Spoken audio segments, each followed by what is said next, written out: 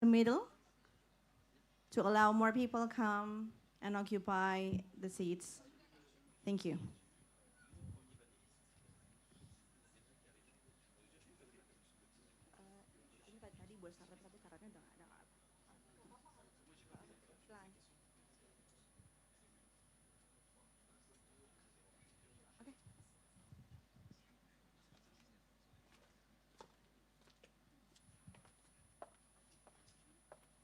Welcome back, everyone. Have you had a good lunch?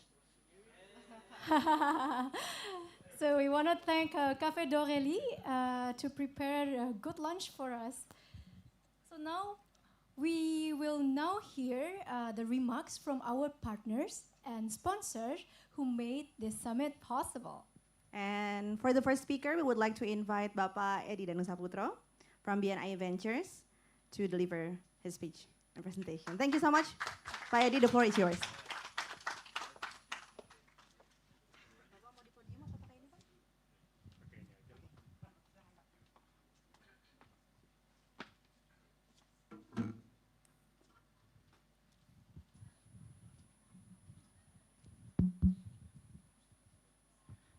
Oke, terima kasih.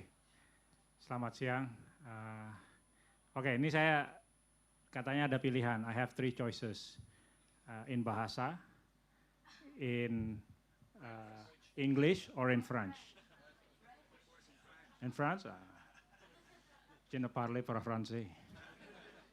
You know, I studied. You know, when I was in high school, I had 2 choices. Sorry, just to say, just having a conversation with Reza, my friend. When in high school in Jakarta, you had 2 choices for foreign language because English is mandatory. And then you had a second foreign language. In my year, we had to choose French or German. And you had to choose because English is already mandatory. You can add one more. I chose French. Thank you. You know what I remember? Je suis étudiant. That's it. That's all I remember. That's enough. Thank you. So thank you, everybody, for coming here. For those of you who don't know me, I am leading our friends from BNI Ventures, and we are proud to partner with La French Tech in this event today. And this is not our first time, Reza, this is our 4th time collaborating. So very happy to be here in this very nice place. I used to have bad memories in the younger days, applying for a visa and being rejected by the French embassy. I don't know why they always know what I've done, with all the bad things I've done in my youth. But now everything is through a company. It's no longer directly through the French embassy. So, okay. Asti mana ya? Okay. Indra, okay. So they forced me to go through some slides. I know you don't want to really look at slides, but okay, bear with me. I'll introduce a little bit about us and what we do. Next, please.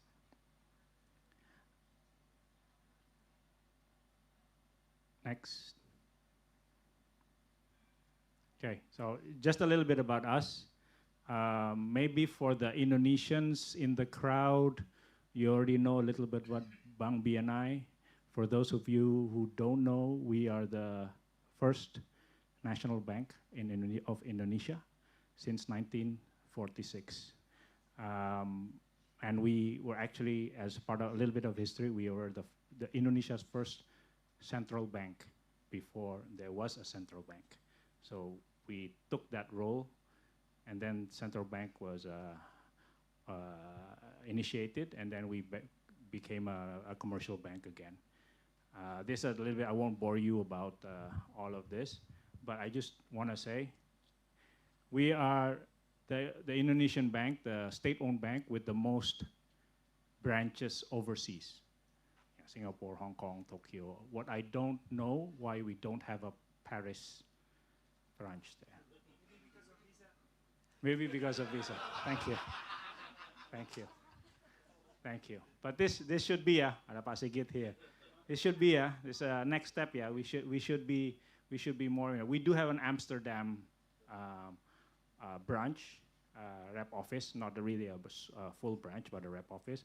But next should be France. Okay, and then the bank. There's the bank, and then the subsidiaries. We are the newest kid on the block since 2022. But we have BNI Securities, BNI Asset Management, Life, and so forth. Next.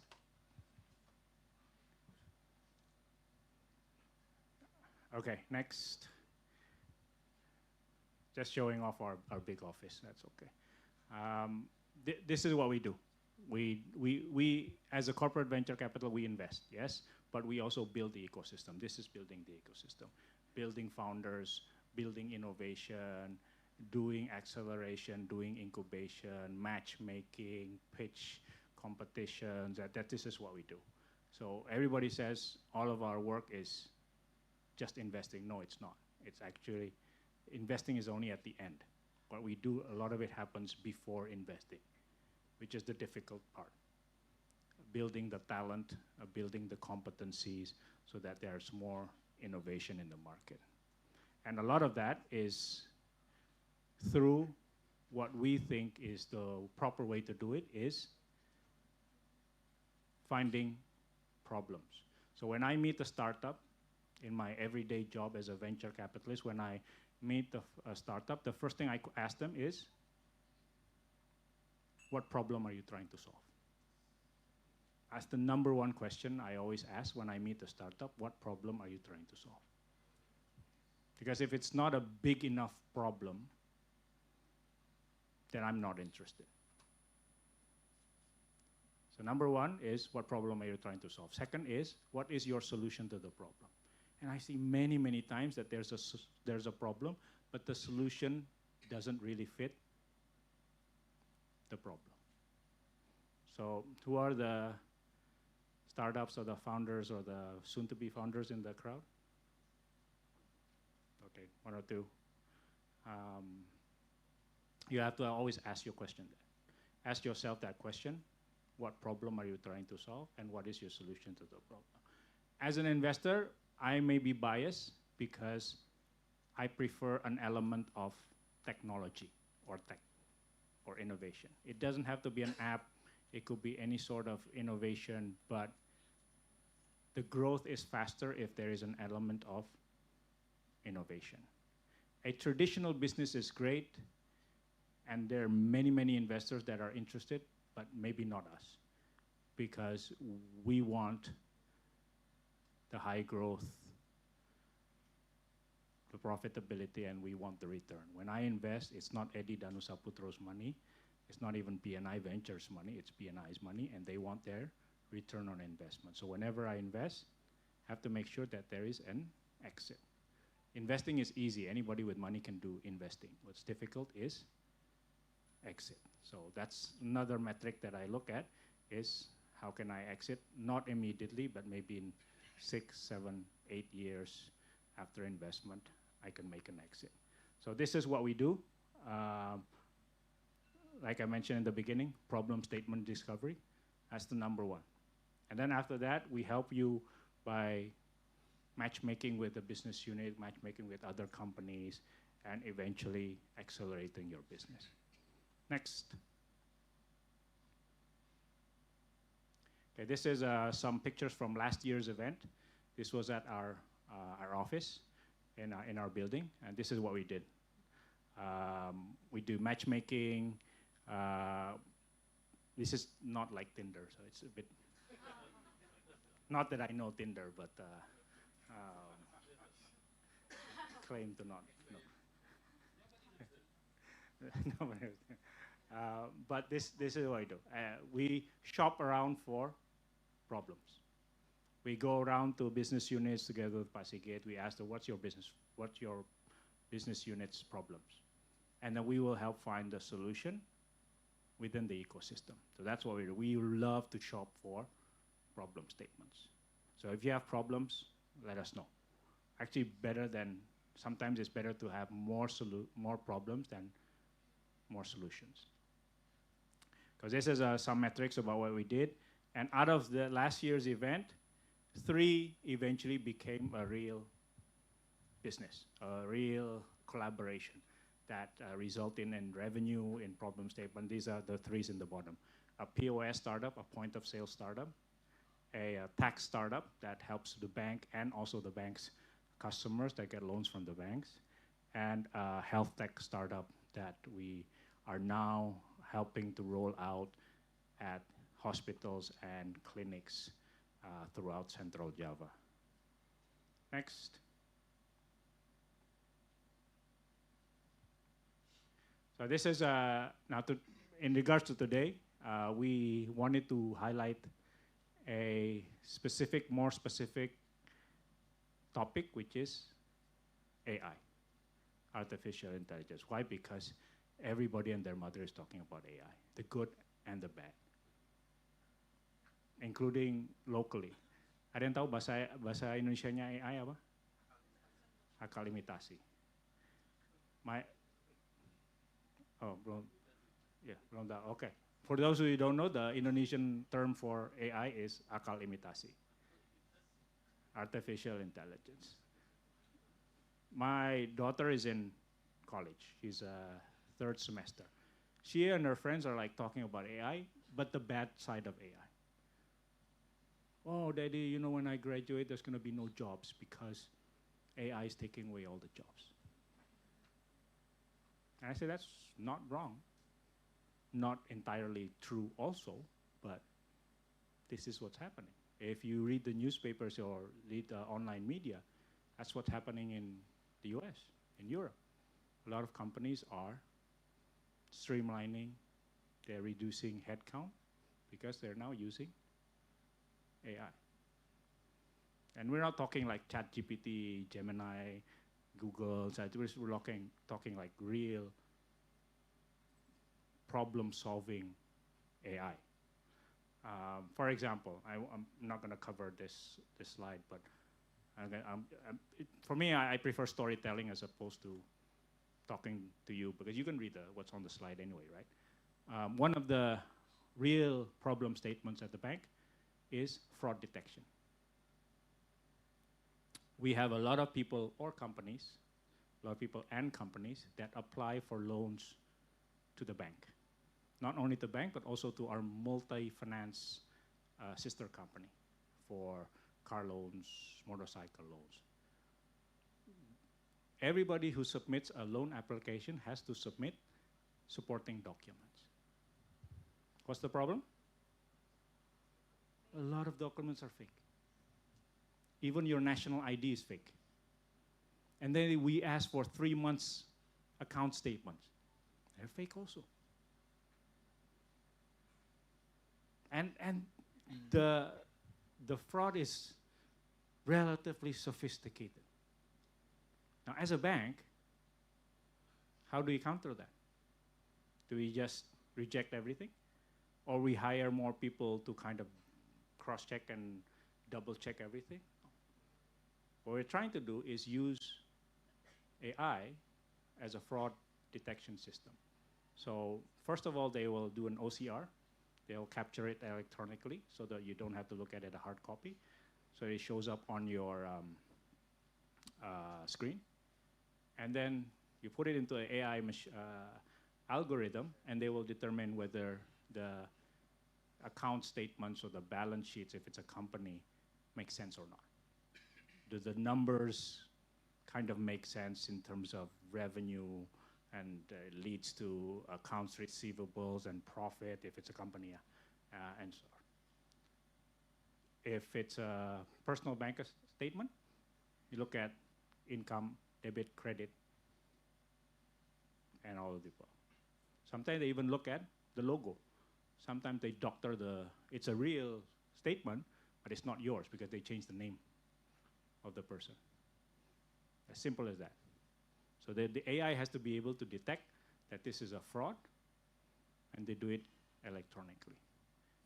But then it doesn't stop there, because then a lot of times at the end, there's what we call HITL, human in the loop. AI does most of the work, or machine learning, but there's always a human at the end of the process to double check everything, or maybe in the middle also. That's what we're looking at. We're looking at AI to solve real problems. How will this impact the bank? Yeah, the bank and other financial institutions will that really result in layoffs? Yeah. How will it affect not only banks but other future generations? Yeah, it will happen. So this is the world we are facing.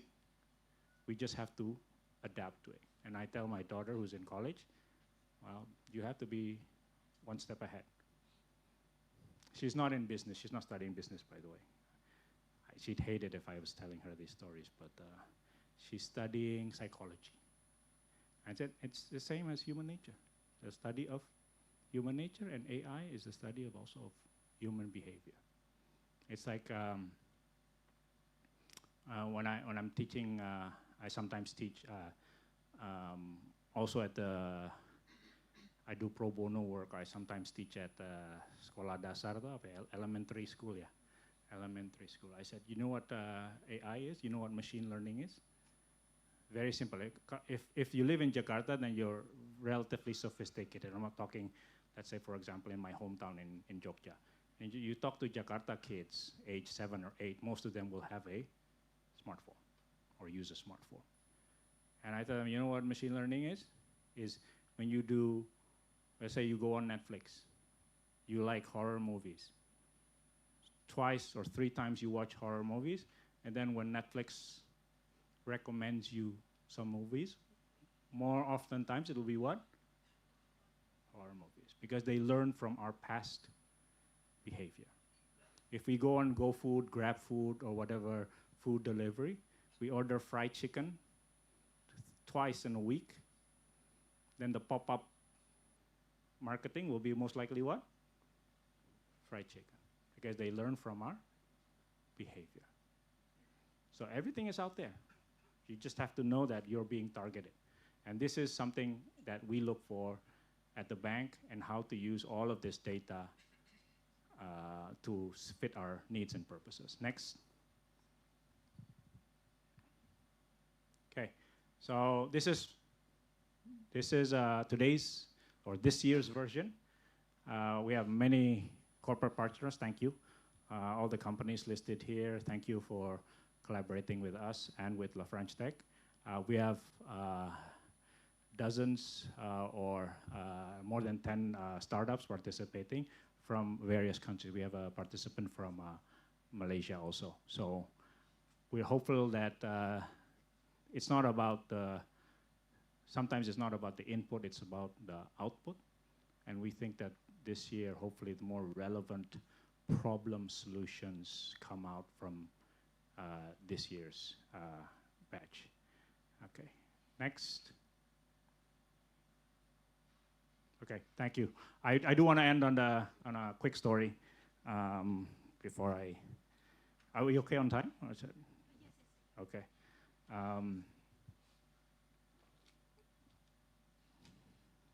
How many of in the room are corporates? Quite a few. Startups. Okay. Okay. Anybody doing like real AI, machine learning, such that's anything? Can you explain a little bit? Yeah, I'll be speaking later as well. But Okay. Precision agriculture. Okay. Yeah, Okay. Oh, thank you. And the reason I asked is because I travel quite a bit, and whenever I say I'm from Indonesia, they'll say, "Oh, Indonesia is great." Why? Because it's a big economy, yes, but we have a lot of problems. A lot of problems means a lot of opportunities. And this is something that we haven't really tapped yet. And we say this as an opportunity also. We also sometimes look at, we're in this very nice building, but Jakarta is not the only place in Indonesia. Indonesia is not only of Jakarta and Bali. Well, foreigners, a lot of them think that Bali is different from Indonesia. It's not part of Indonesia, and so. But okay, but I have to remind them that it's a large country. So a lot of the problems and the solutions have to happen also outside of Jakarta. I quite rarely, I'm not talking about today, but you know, I go to Aceh. I went to Aceh last month. I met several startups. Anybody been to Aceh? It's the most western province in Indonesia, in Sumatra Island. They are solving local problems in Aceh. And then they say, oh, Pak Edi, Jakarta investors never come here. They don't want to invest in us. Well, distance aside, I said, so who's investing in your startups? Local? No. Foreigners. But from where? From Malaysia, because it's closer to Malaysia. It's closer for Malaysians to go to Aceh than to go to other parts. So they're still getting investment. And I said, what are you doing? I said, I'm doing solving local problems, including the problem of entertainment. Okay, this is an anecdote, and please don't quote me or I'll get into trouble. Since we're in this auditorium, which is like a movie theater, yes, very nice, thank you. There are no movie theaters in Aceh. There are no movie theaters, not allowed, because the province is Sharia, and the local regulations, the provincial regulations say that it's not Sharia compliant for people to go to watch movies together. And I asked, okay, so where do the young Aceh people from, let's say, Banda Aceh, where do they go to watch a movie? Where do they go? They go to Medan. They go to Medan. Oh yeah, layar tancap, but don't know if that's legal or not. But again, there's a local problem. I'm not saying that you should go against provincial regulation, but there are local problems everywhere you go. I went to Labuan Bajo, I go to Papua, and their problems are different. Their problems is like, oh, Pak Edi, in Papua, you know, a bottle of mineral water is like 5 times the price of it in Jakarta. Why? Because of logistic costs. Internet reception is really bad. There's no clean energy and such. So local provinces, local problems. So for those of you who are thinking about innovation, yes, Jakarta is a good way to start. It should be a launching pad, but think of Indonesia as a bigger country, and there's a lot more opportunities outside of Jakarta. The good thing about Jakarta is there's a lot of investors, there's a lot of potential traction when you get revenue, but there's also a lot of competition. So think about Indonesia as a bigger opportunity. On that note, thank you, everybody, for coming here today. Thank you so much, Pak Edi, for such a wonderful presentation.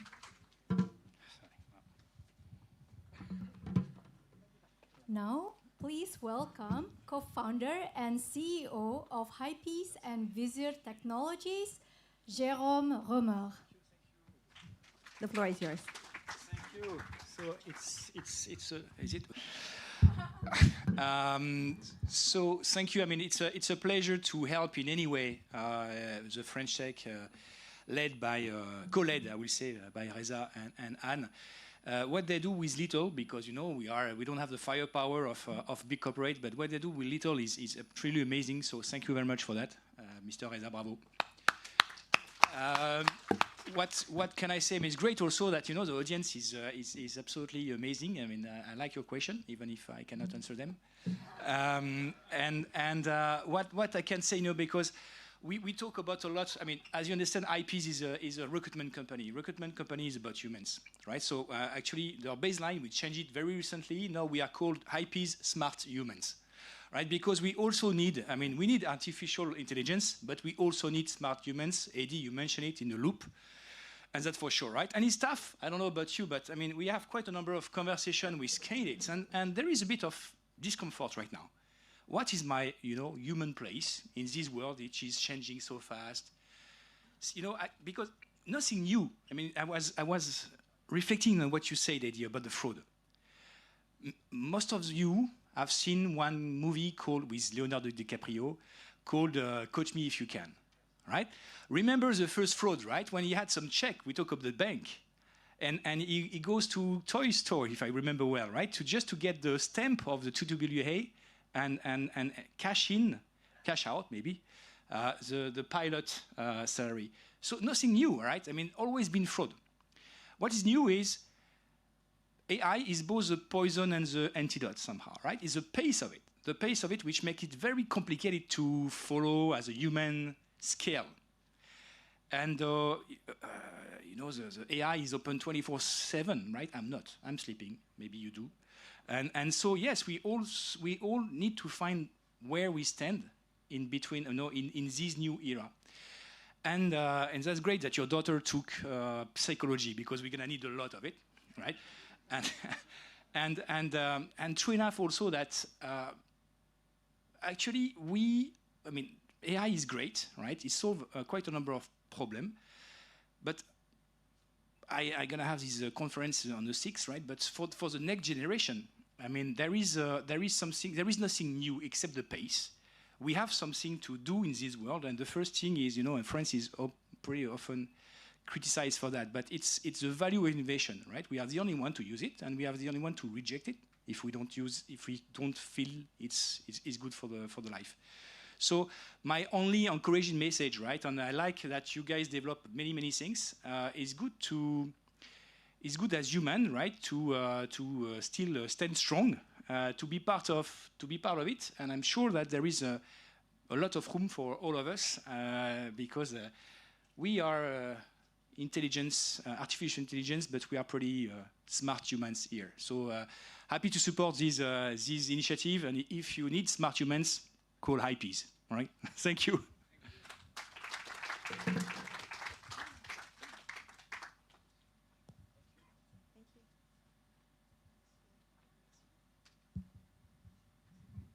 So thank you so much, Jérôme. Now we would like to invite all sponsors and partners, BNI Ventures, 𝐏𝐵s, Visual Technologies, and Top Golf to return to the stage for a photo session. We Please. would also like to invite Reza to present the souvenirs to our sponsors.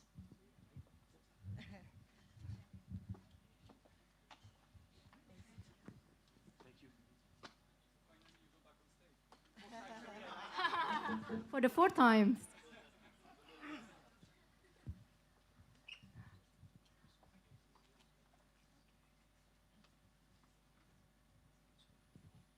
Now we're gonna take a picture. Photographers ready? Done. Thank you so much. Thank you.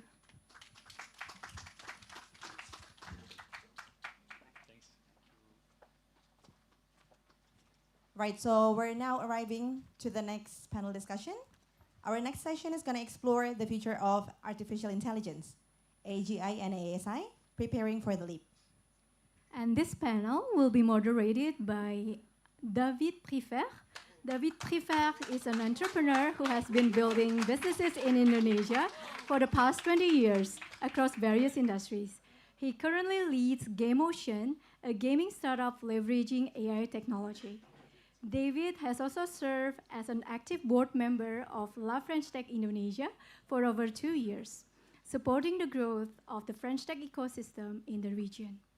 After moderating a discussion on AI's impact on daily lives at the last summit in Jakarta, David will continue to explore AI's rapid growth and its consequences as he moderates today's panel on AGI and ASI, preparing for the leap.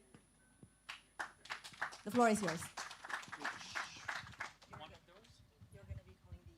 Okay. So, Vanya, Alpha, and Pare, if you could please come up.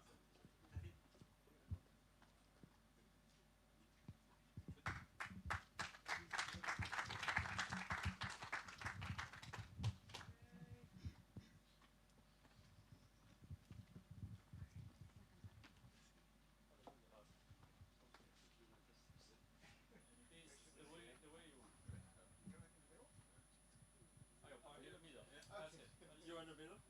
It's all right.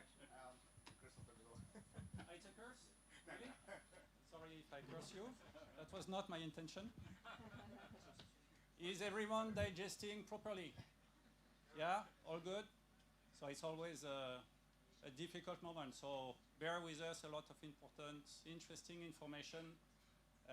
We'll try not to make you sleep, hopefully. Yeah, we'll work on that.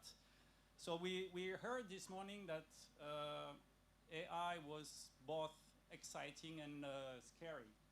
We heard that, and I think what we are going to talk about together is related to that. It's obviously more than a buzzword, right? AI. It's gone from science fiction to everyday's reality in the blink of an eye, changing most of how technologies are reshaping our societies. It's moving so fast that it's raising many questions regarding both the transformative potential and its human impact. So what happens when AI can truly think or decide like a human or better than a human? Today we will be discussing those main opportunities and risks brought by AI, as well as how to anticipate and handle the massive impacts together with three amazing, beautiful country called France, right? Yeah.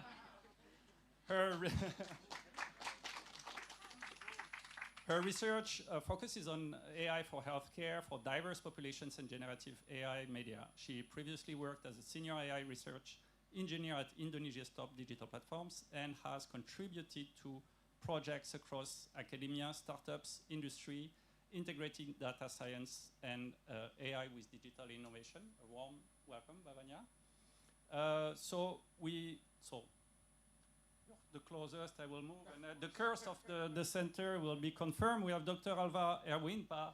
Alva has been a driving force in Indonesia's AI ecosystem for more than 2 decades. He currently serves as a general manager at Nash Group.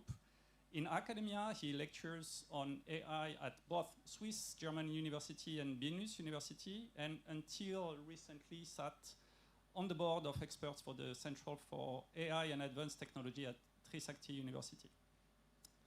Alva also contributed to Indonesia's national AI roadmap team. I think you're the second person today being part of that team. This morning you crossed someone. So helping shape the country's long-term vision for responsible and inclusive AI development.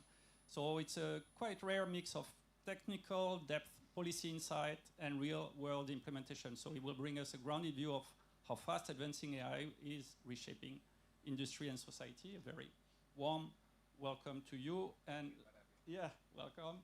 And last but absolutely not least, Frederick Djajadinata. Pare is a technology and finance leader with a remarkable mix of global and local experience. He is currently partner for technology at Alpha JWC Ventures, helping build and invest in the next generation of tech innovators. He's also program director at the AI Institute for Progress, right? Supporting Indonesia's AI ecosystem.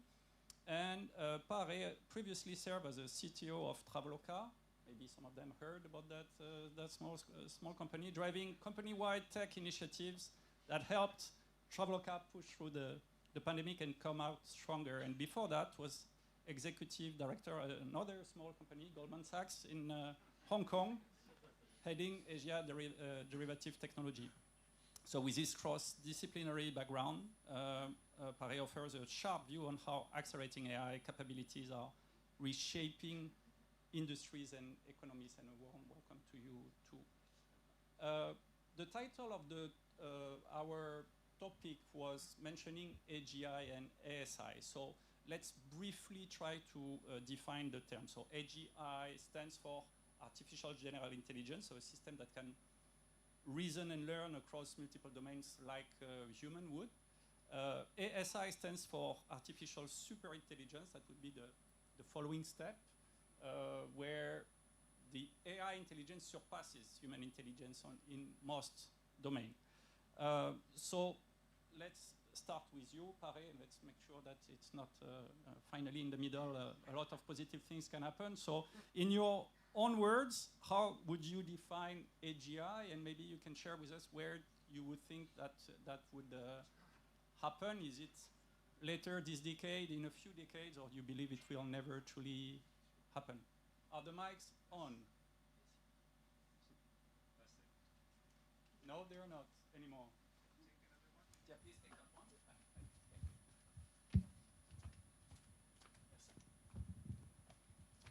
Right, so the question is AGI, the definition and when it's going to be achieved, right?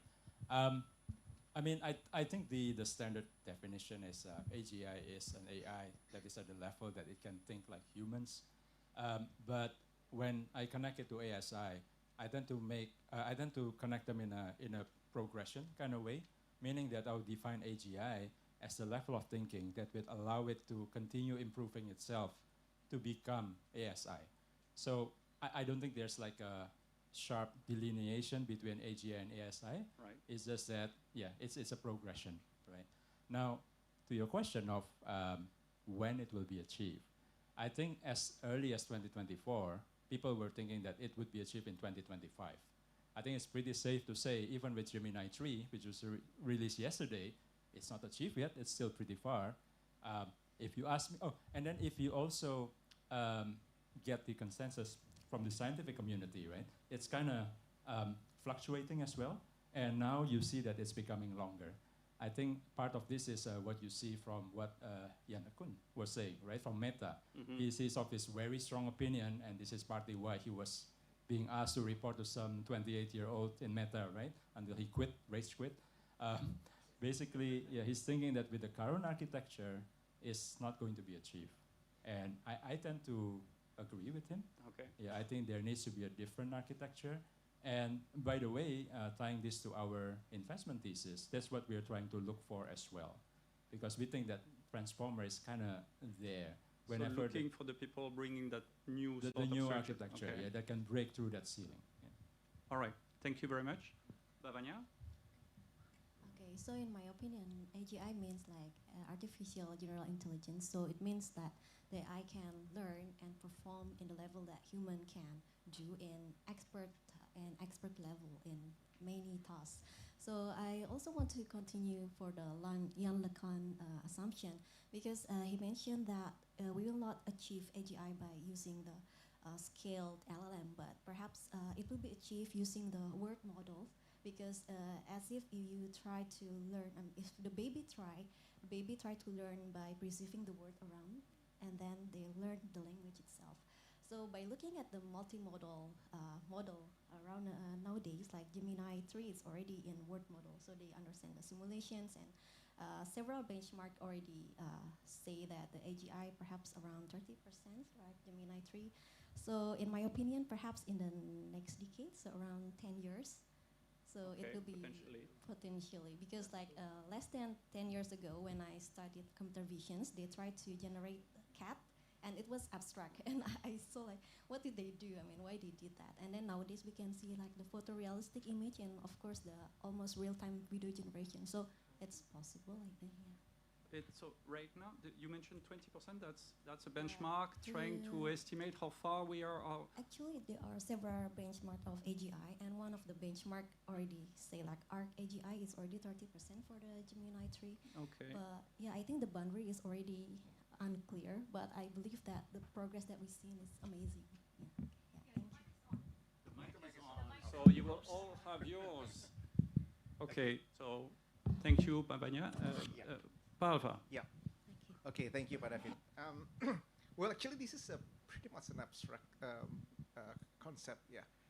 But I will try to see the AGI and SCI from three different dimensions that I found from my research. The first one is what Vanya and Pak Ray mentioned about the making the artificial intelligence as intelligent or surpassing the human intelligence. That's one dimension. The second dimension that comes is that those AI who can bring the economic value. So we remember that the first attempt to test, quote unquote, the AI was the Turing test, where they are trying to see whether the AI could mimic the dialogue of a human, right?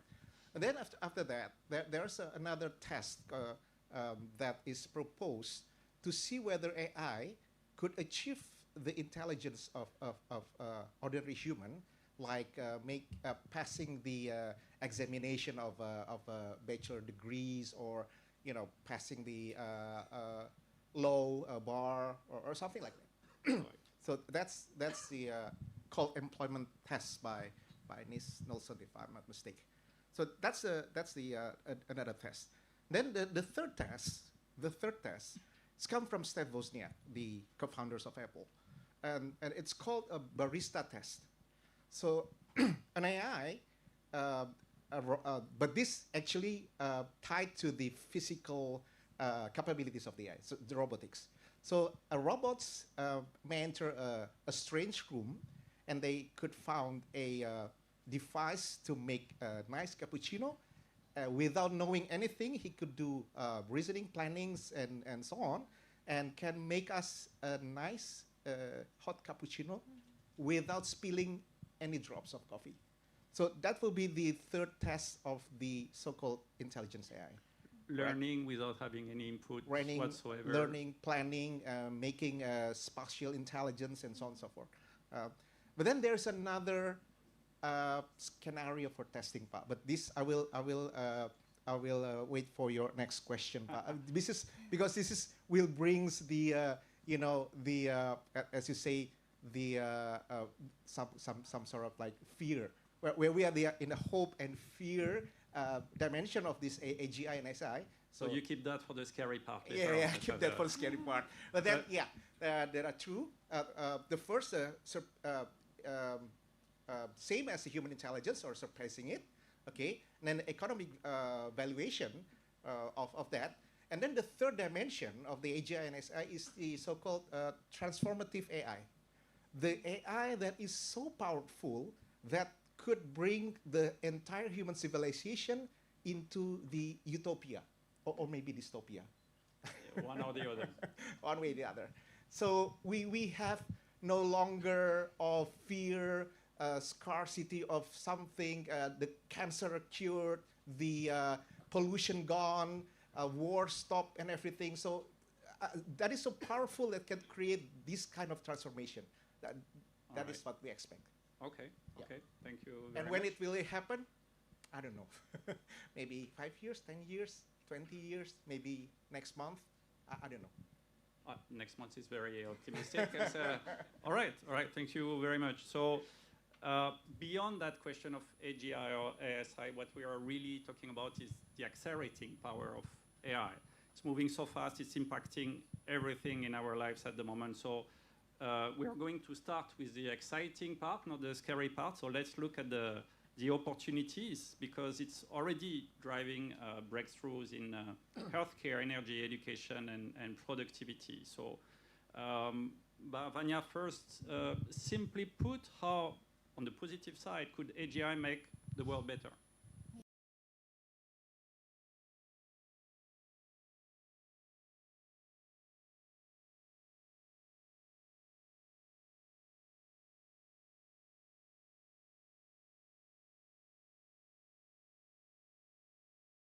All people to access the expert level. Imagine you're in the rural area and then you want to go to specialists, and then you can just access the AGI. So I think it will make the world better in healthcare. All right, thank you. And for that one, Alva? Will it being beneficial? Yes. Yeah. So how could AGI help make the world better? Who? Okay. How could the AGI and SI make the world better? So we are in the steps of AI, starting from the very, very basic, help us to find the information with Google, well, actually the machine learning algorithm, with the PageRank and so on. And then now we move to making AI and invoke AI where we want to invoke it. Now we are one step further to make AI as a mentor or even collaborators, where we are making AI as our partners. And now it's agentic AI, the era of agentic AI. Now, if we stretch even further, this brings us to the transformative AI and the economic AI. Yeah. There's some questions like this. Is it possible to create AI that we give him 100,000 US dollars or 1,000 US dollars, and then give the AI the all digital tools that it needs, he needs or she needs, within 6 months, make it 1 million US dollar. So it is the question of autonomy. It is the question of agentic. It is the question of strategic plannings and so on. This AI could do so many things, making websites, making contracts, recruit people, and so on and so forth. At the end of the day, he comes up with this goal of producing 1 million US dollars from the 1,000 or 100,000 US dollars that he get as the initial capital. This opportunity exists. This opportunity exists, but it raises some concerns from the ethical point of view. Yeah, so many concerns that we maybe after another question we'll come to that. Yeah, but seeing this potential, of course, AI in so many area will be able to contribute very real. Yeah, healthcare, finance, banking, infrastructures, you name it. Yeah, you name it. Even the collaborator sites like AlphaFold or the AI that could, read hundreds of thousands pages of knowledge, new knowledge per second. So across domains, not really across domains, one moment. not only Okay. healthcare. Okay, thank you very much. Pare? Yeah, so look, I think AI can be very beneficial in health, right? And the reason for that is we've been too focused on how smart AI can be. What we often forget is, do we forget how bad humans are, right? I mean, look, the thing is that if you're sick, you'd want somebody like Dr. House to treat you because he's so great. There are a lot of bad doctors out there. I mean, I'm talking about this in general terms, right? If you're watching this, I'm sure you're amazing. But what I'm saying is that even just by increasing the baseline level, that's already beneficial, and you don't even need AGI for that. I was looking into, we invested in a robotic surgery company, right? And part of that is there was a case of the surgery for breast cancer.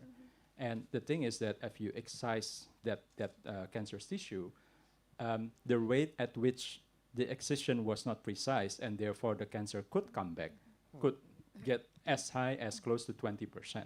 This risk if performed by a human. Performed by human, yeah. Now, look, I don't want to underestimate the complexity of this thing because it's not just a computer vision. As you cauterize the tissue, there's a complexity around it as well.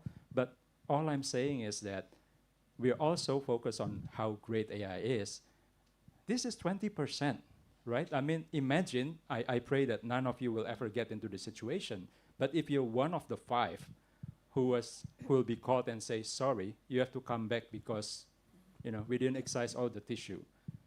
Imagine that. So my point is that AGI or no AGI, I think it can make an impact, beneficial impact for us today. I mean, the other one, so very quickly as well, is that full self-driving apparently is already 5 times more safer than humans, right? Again, do you know how many bad human drivers are out there?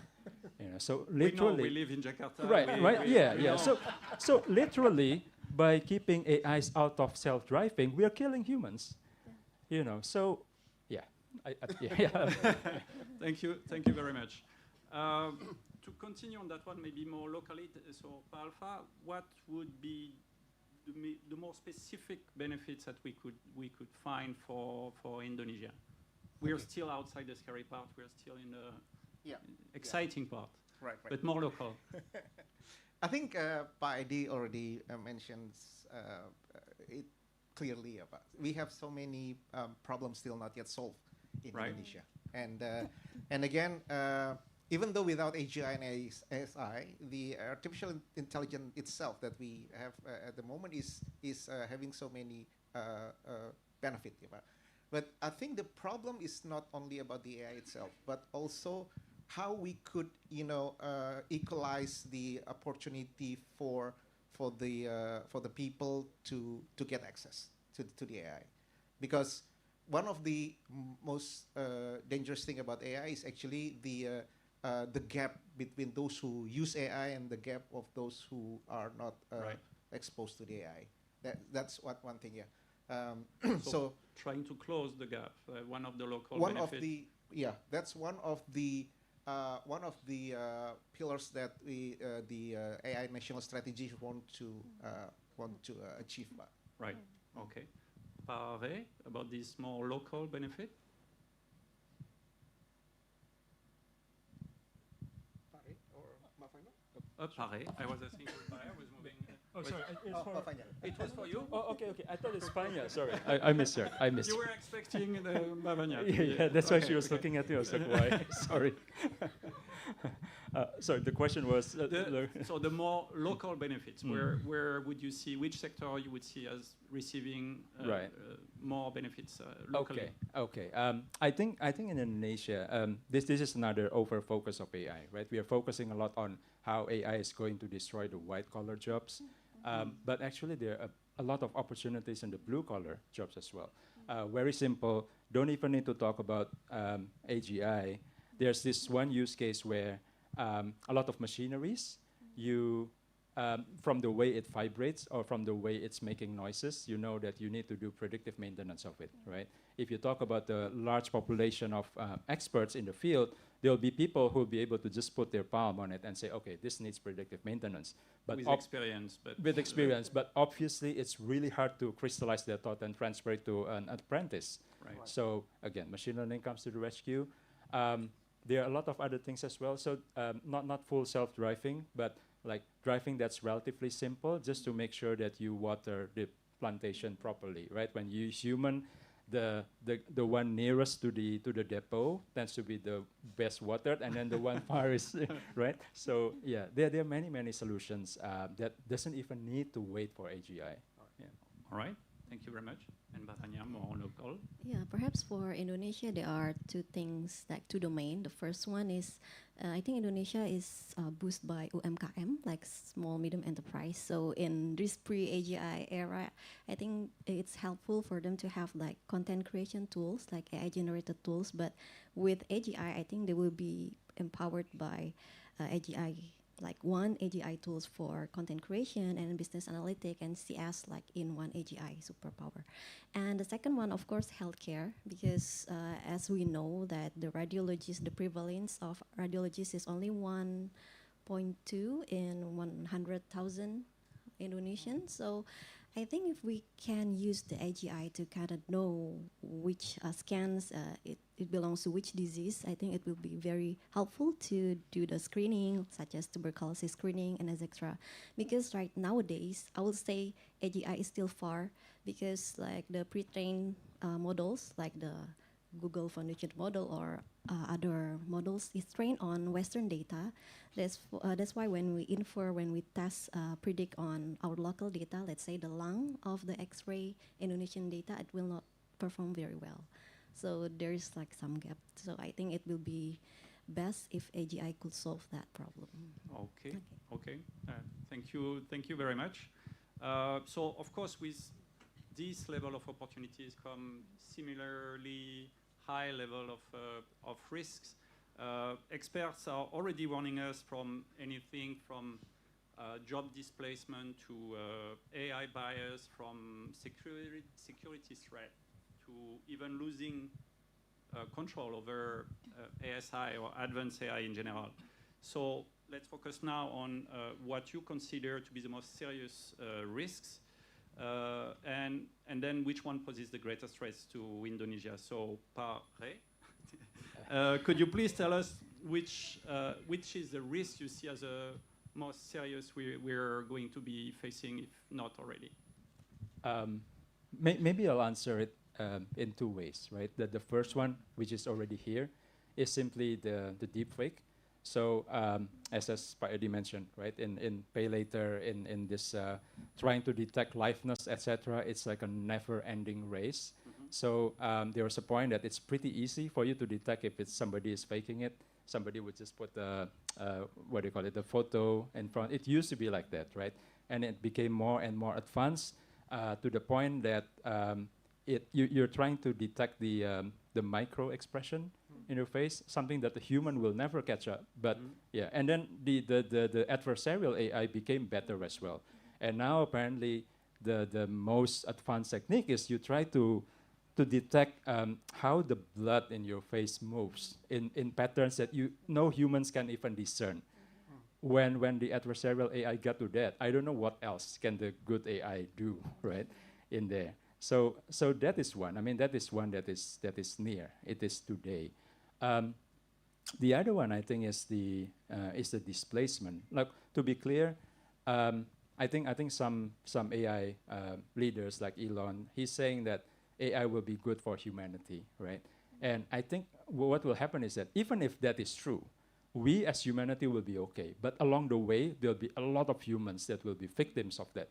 Yeah, so there's a difference between the well-being of humanity as a race versus individuals that are affected. And groups of people. Yeah. And this goes back to my earlier point about AI and jobs. I mean, the typical discourse about AI is that, don't worry about AI because AI will allow you to focus on high-level jobs.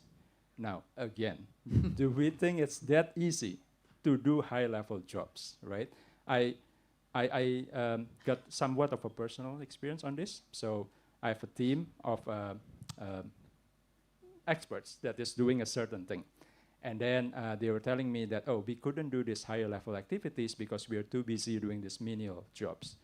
Now, what happened was that when we automated those menial jobs, it turned out that not many of them could actually do the higher level activities. Now, when you have AGI, and this is multiplied by 1 million across all jobs, I'm sure there'll be an impact. I'm sure there'll be a lot of impact, even if we as humanity race will survive and maybe flourish. Okay. Thank you. Vanya, regarding the risks? Okay, so regarding the risks, perhaps there are three. The first is the risk of whether the AGI will harm human, because sometimes we know that you talk about self-driving car. Perhaps the self-driving car didn't intend to harm human, but sometimes the system failed. And that's one of the use case of the risk. And the second one, perhaps the emotional attachment and dependency of AGI, because as we have seen that many young people and teenagers, and they become to attached to chatbot, and some cases they took their life because of the chatbot. So that's the humanity risk, and that's why we need like AI safety to kind of regulate that. And the third one is the existential, because if you have heard, hear about Tong? Like, I think it's a prototype of AGI. It's developed by Beijing, so it's by research lab in Beijing. So they try to develop a child AGI, like age 2 to 6 years old, and they try to kind of learn from the environment. So the child AGI try to self-learning and build its own value. So the problem is, what if the value that it's built, it's different from our humanity value? So will she or he destroy us? So yeah, that's one of the risks. Okay. And it's happening now. I mean, it's real. The Tong one is real. And what's the second one? The risk in Indonesia, for Indonesia. Yes, yeah. If you see one more specifically. Okay, I think the one specific risk of AGI in Indonesia is trust issue, because like a lot of scam, and it's very easy to impersonate someone. And of course, if we receive the AGI or AI advice on medical recommendation, I mean, do we trust just follow? I think it's based on your on your trust. Thank you very much. Okay, thanks. Okay, thank you. So I will state three clusters of the risk. The risk number one, the cluster number one is about the AI itself. So here lies the risk of hallucination, bias, and so on and so forth. The second cluster is the misuse of AI. Here are the risk of people are using AI as a deep fake, and people are using AI for creating a AI-based cyber attacks, Right. and so on. That will be the second clusters. The third clusters of the risk is actually the impact of the AI.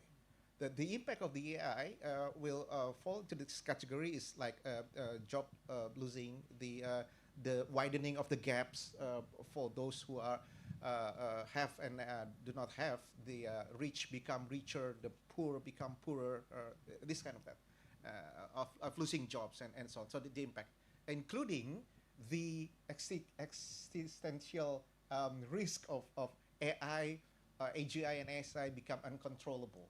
Right. So that the three clusters that actually I see. Okay, thank you very much. So after seeing both opportunities and risks, so let's talk about governance. Which guiding principles we believe should be helping us go through this wave. In fact, Indonesia is already taking steps to prepare this AI-driven future. Work is underway as the national AI strategy will set a new vision, and a new AI regulation is expected shortly. So let's discuss about the right framework. Vanya, in your opinion, what would be the guiding principles that should define AGI governance, and who should lead this governance? Is it government? Is it international bodies, private sector, a mix of everything? So what should be the guiding principles, and by who? Okay, yeah, I think I remember when I first studied robotics, there are like 3 laws of robotics, and I think we can use that for this AGI as well. The first law is a robot must not harm or injure human, and then the second one, a robot must obey the instruction from the human, and the third one is the robot must protect its own existence unless it's conflict with the first or the second law. Yes, Asimov. So I think we can work around that for the spirit of AGI itself. So first, it must not harm human, means a safety one, and the second one, it must respect us as a human. So, and the third one, of course, regarding the accountability and the transparency and the ethical way and AI and AGI. And who should govern? I think all of them, like probably government, they set the rules, and it always kind of lagging like behind the AI advancement, of course, but we are catching up. And the international body, I think they can also set the standard on how the global standard should deploy the AGI. And the third one, because the startup, I think the local startup can innovate with local data or local needs. Okay, Alva? Yeah, thank you, Pak. So may I come a little bit for the last example, Pak? And because it's bring you the values and then who will govern. So basically, this example of AI given $100,000 or $1,000 and then come with the goals of 1 million could be extended into so many things. Could be extended to the given to a president of a country, and then make the GDPs up, and given to a corporate, making the revenues and so on and so forth. So it's kind of a goal-based AI. So come back to the example, then it comes to the ethical values, of accountability, of responsibility, of transparency, then the way of AI could explainability, of the human in the loop, and so on and so forth.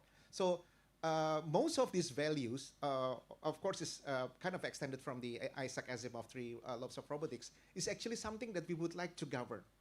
And those values actually been written in so many guidance, in Indonesia and in overseas, in Europe, in the United States. Europe got this AI Act, United States also got some kind of a regulation. And who will responsible for that? I think the ecosystems, not only government, not only startup, the venture capitals, the players itself, the users and everything. They have to have these ethical values governs this. So not letting the Terminators or the Matrix happen. At least not in our. Hopefully. Yeah.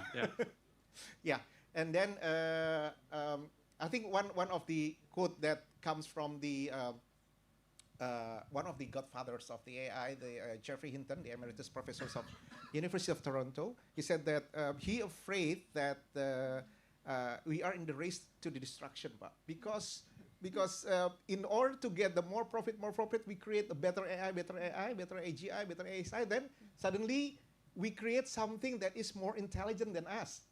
Right. And yeah, the rest will be, as Vanya said, the extinction of human civilization as we know it. All right. Hope it doesn't happen. Pare? Yeah, so the question is about the guardrails, right, for the policies. I think this depends on which country you're in as well. So if you're in a country which you think that you're facing an existential risk, if your closest competitor develops AI more advanced than you, then your policy will be different from if you are the sideline players, right? So are you American, Chinese, Russian, or someone else? American, Chinese, yeah. So, and yeah. Now, if you're a sideline player, then I think there are two sides of policy. One is the public-facing policy, which means that they have to sound good, right? You need to prioritize humans. There cannot be casualties, etc. But I think there needs to be an internal side as well, which is that when we discuss any AI that is advanced enough, at one point, inevitably, you'll be talking about the trade-off. Let me give you an example. Going back to the full self-driving, right? So let's say in Jakarta, without full self-driving, let's say on a day, there is 100 casualties, 100, for example. Let's say full self-driving have become so advanced that you can drive down that number 100 to 1, meaning that if you don't deploy full self-driving, you're killing 99 Jakartans every day, right? Should you therefore deploy full self-driving? Now, if I'm the government, my question would be, what will happen to all the Bluebird drivers, the Grab drivers, the Gojek drivers, right? At that point, it'll become a trade-off. And I think, I mean, there needs to be a policy that considers this trade-off as well, but it's not something that you can discuss politically. Hence my point that you need to have like a double-layer policy. You're making trade-offs all the time. It's just that sometimes it's unsaid, right? It's implicit, yeah. All right. Thank you very much. So we are reaching Q&A step, and after that we're going to let you have a final word for each of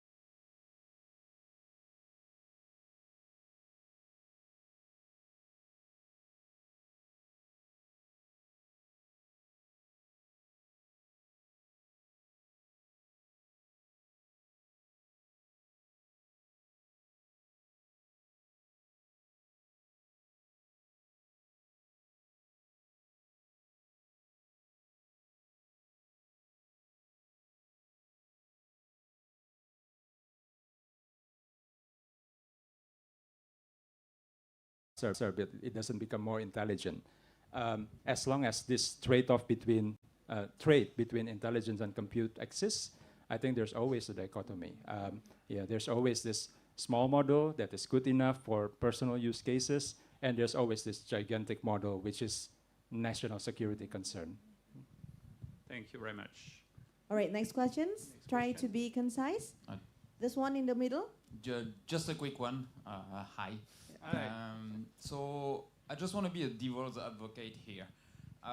Do you believe that if you have completely unrestricted learning, access to anything, even like potentially illegal or other type of material, could we achieve and bypass that ceiling that you guys mentioned before and actually make it higher?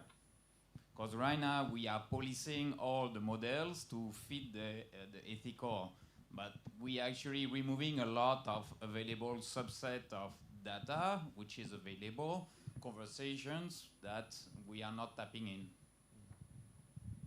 Well, I think one thing that is useful to wonder about, right, is that are the no conversations intelligent conversations? Some of the thing that gets removed would be things like you cannot talk about the certain things that happen in our country. Well, okay, that's a factoid, right? But is that an intelligent thing? Not really. And the other thing is that where this is removed is actually not in the pre-training itself, right? In the pre-training, you slurp the whole internet, and we've run out of that data already. So my take on that is that I don't think allowing anything to get in there will allow us to break through that ceiling. Do you have anything to add to that one? No? No, Alva? My personal belief here is that we are dealing with something that is so massive, quote unquote, and seeing from the risk clusters, what I can think is try to govern the impact by using these ethical values and so on and so forth, because sometimes it's unstoppable. See that the large world model, for example, that we think that where is the data came from? The NVIDIA now create a physical simulation where they recreate this particle collision, gravities, densities, and so on and so forth, and then they create the data out of this simulated world model. I think that's what Professor Fei Li is now making the startup for that large world model. So to be honest, this is very much beyond our comprehension. So the impact is unknown, and I think we have to go back to the basic. The very basic is about having the ethical values, human in the loop, responsibility, explainability, and so on, to keep this AI, AGI, ASI out of control. That's my... Right. Can I just say 10 seconds just to add to that point, right? We spoke to a startup whose whole premise to make model more intelligent is to make sure that the pre-training material is all good material. So what they're saying is that some of the reason of why we're seeing this ceiling is actually because a lot of the materials are crappy in the pre-training. So they are making it smaller, actually. Just want to add that point. All right. Okay, next questions, No, please. in fact, so the last word is going to be for the panelists. So we have a coffee break after that.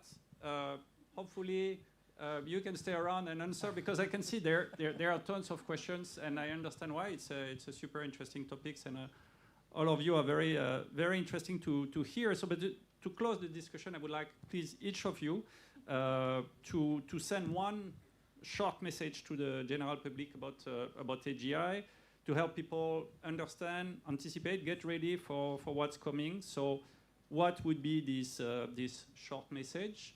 Vanya? Okay. For me, I think, of course, first we have to collaborate with AI, because now we use it every day, and perhaps preparing for AGI means preparing ourselves, like our ethics, our value, our laws.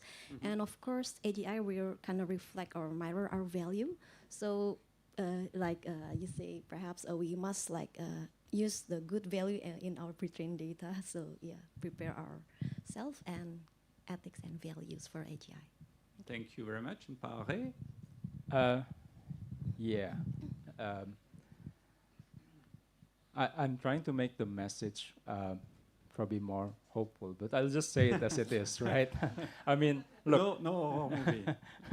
Yeah, I mean, look. I think it's really hard to project the future, right? And what I'll say, I mean, what I take comfort in is that what I said earlier, namely that humanity has been here. I think we are a very adaptive species. Maybe not all of us will make it. I'm sorry, but I think humanity will make it, right? And that's what make me sleep well at night. Thank you very much. And Palva, the closing words. Yeah, thank you very much. I probably grew up by looking Terminator and Matrix, Pak. So a little bit biased, Pak. Okay. So yeah, hope and fear. A lot of hope, but yet the fear is not neglectable, Pak. So I think this is again comes to humanity to keep the ethical values to make this not, as Geoffrey Hinton says, the race to the destruction, but something that is beneficial to all the humankind, and we create utopia instead of dystopia. Thank you, Perfect. Thank you very much. Thank you very much. Thank you, David, and our panelists for such So for the next questions will be discussion. around coffee, right? Yeah. Maybe you can remain on stage for a short photo session. Thank you. Thank you. We need more time, I think, for this. Oh, yes, obviously, when you see the number of hands going up. So David is going to be handing out souvenirs.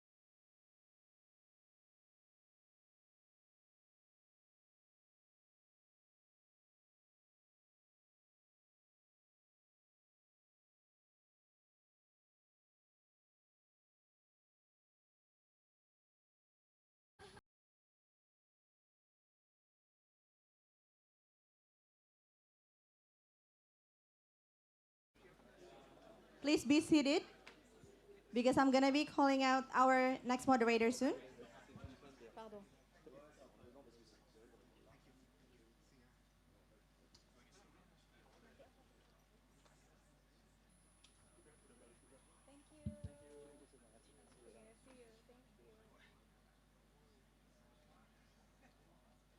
All right. Maybe we can just start.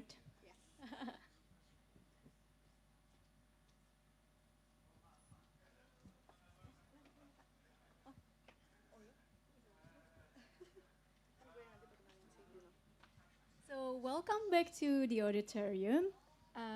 Our next panel explored a crucial intersection, sustainability and artificial intelligence.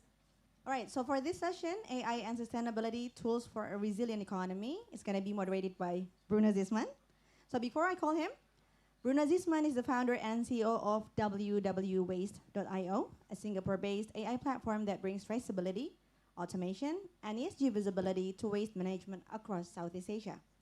His technology is already powering waste collectors in Indonesia and Singapore, and supporting governments and industries in building more efficient and circular operations. With deep experience in tech and sustainability, Bruno sits at the intersection of AI and environmental innovation, making him a perfect moderator for today's panel on sustainability and AI, tools for a resilient economy. Bruno, the floor is yours.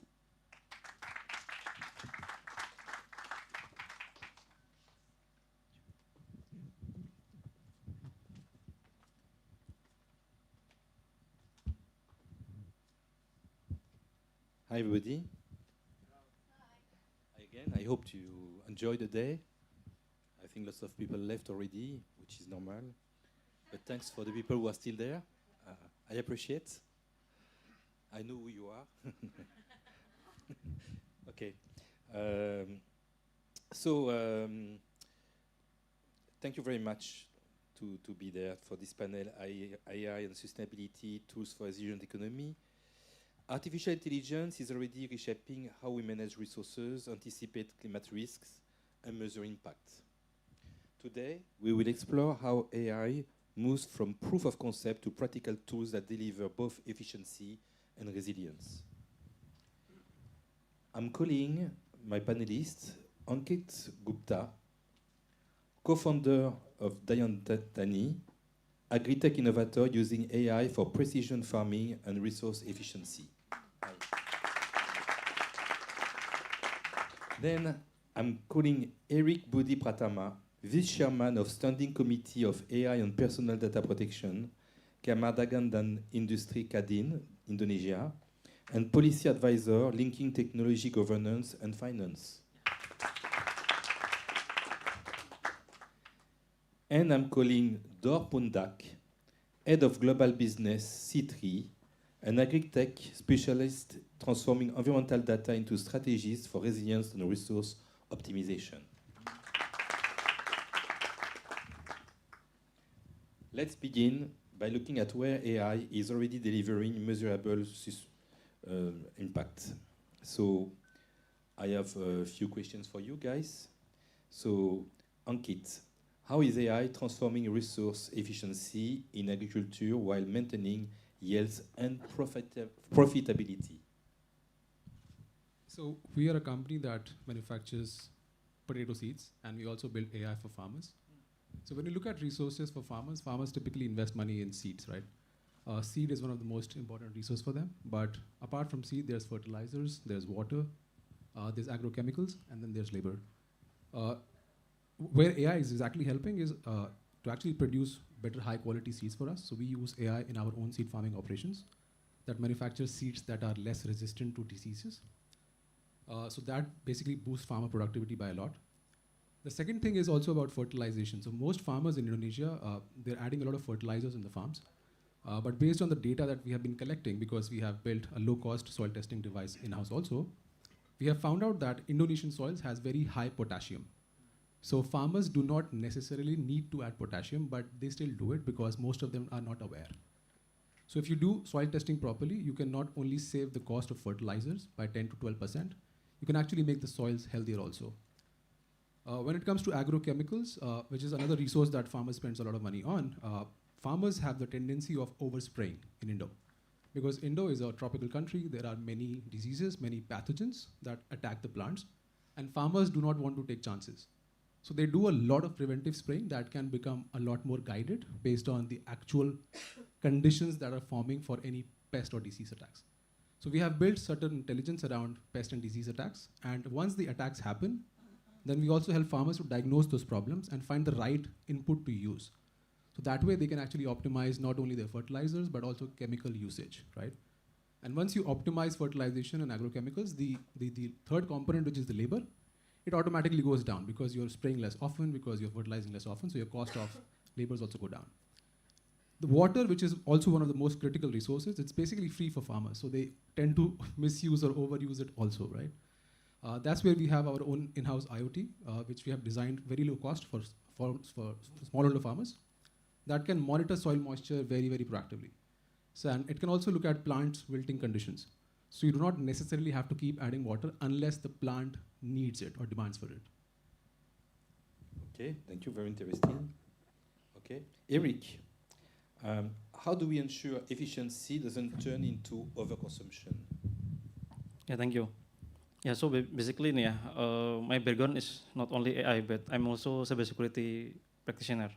So sometimes, I see that when we try to make AI as efficient as possible to help our business, sometimes I see another side. So how make the system vulnerable so it will be overconsumed, or maybe it will it will not achieve their objective. Yeah, this is another perspective. Yeah, But for this, yeah, I have summarized some items basically about how we can optimize resource, yeah, when efficiency doesn't turn into overconsumption. So usually when we talk about efficiency, we just think about, okay, how we price the cost, yeah, to obtain more value from our activity. But I think, yeah, I found a concept that I think we need to redefine, yeah, efficiency, which is to be the sufficiency plus accountability. So sufficiency means, yeah, we do more, but with less harms, yeah. So accountability, which means that we have more visibility on what we are doing. So for example, if we apply AI, yeah, to improve our performance in any kind of business activities, yeah, basically since I'm in Kadin, so I'm not only involved not only in certain sector but multiple sectors. Yeah. So maybe I cannot explain in certain sector now. Yeah, but AI, yeah, with AI we should do more. Since this context is about sustainability, we need to add more green KPI. What is meant by green KPI? So we have to ensure that in our activity, in the terms of sustainability, usually in Indonesia, when we say about sustainability, it's related to the carbon, right? So we have to ensure that every activities we can calculate how many carbon, yeah, CO2, yeah, we can produce, and then we can make it more efficient with the AI system that we want to implement. Yeah, so it can be happen if we apply the sufficient control, yeah, to monitor our carbon consumptions. Yeah, since yeah, my perspective in more on the, because I have a large a big experience in audit. That's why I see this is very a challenge when we try to make everything efficient with AI, but we realize that to run this AI, we will lose a lot of energy on that. So we will lose a lot of CO2. Then how we can make it more more efficient like that. Yeah. So to solve this problem, we need to ensure that we have a proper governance. Yeah, what it's mean by with proper governance. So we have to have a set of rules on how we can utilize our AI system. Yeah, and then we apply it in our life cycle, all of the business process like that. Yeah. So the challenge is not how fast we can finish our job with AI, but yeah, how we can wisely keep every ecosystem and boundaries of our ecosystem. Yeah, it will make the process more sustainable like that. I think this is my answer. Yeah, thank you very much.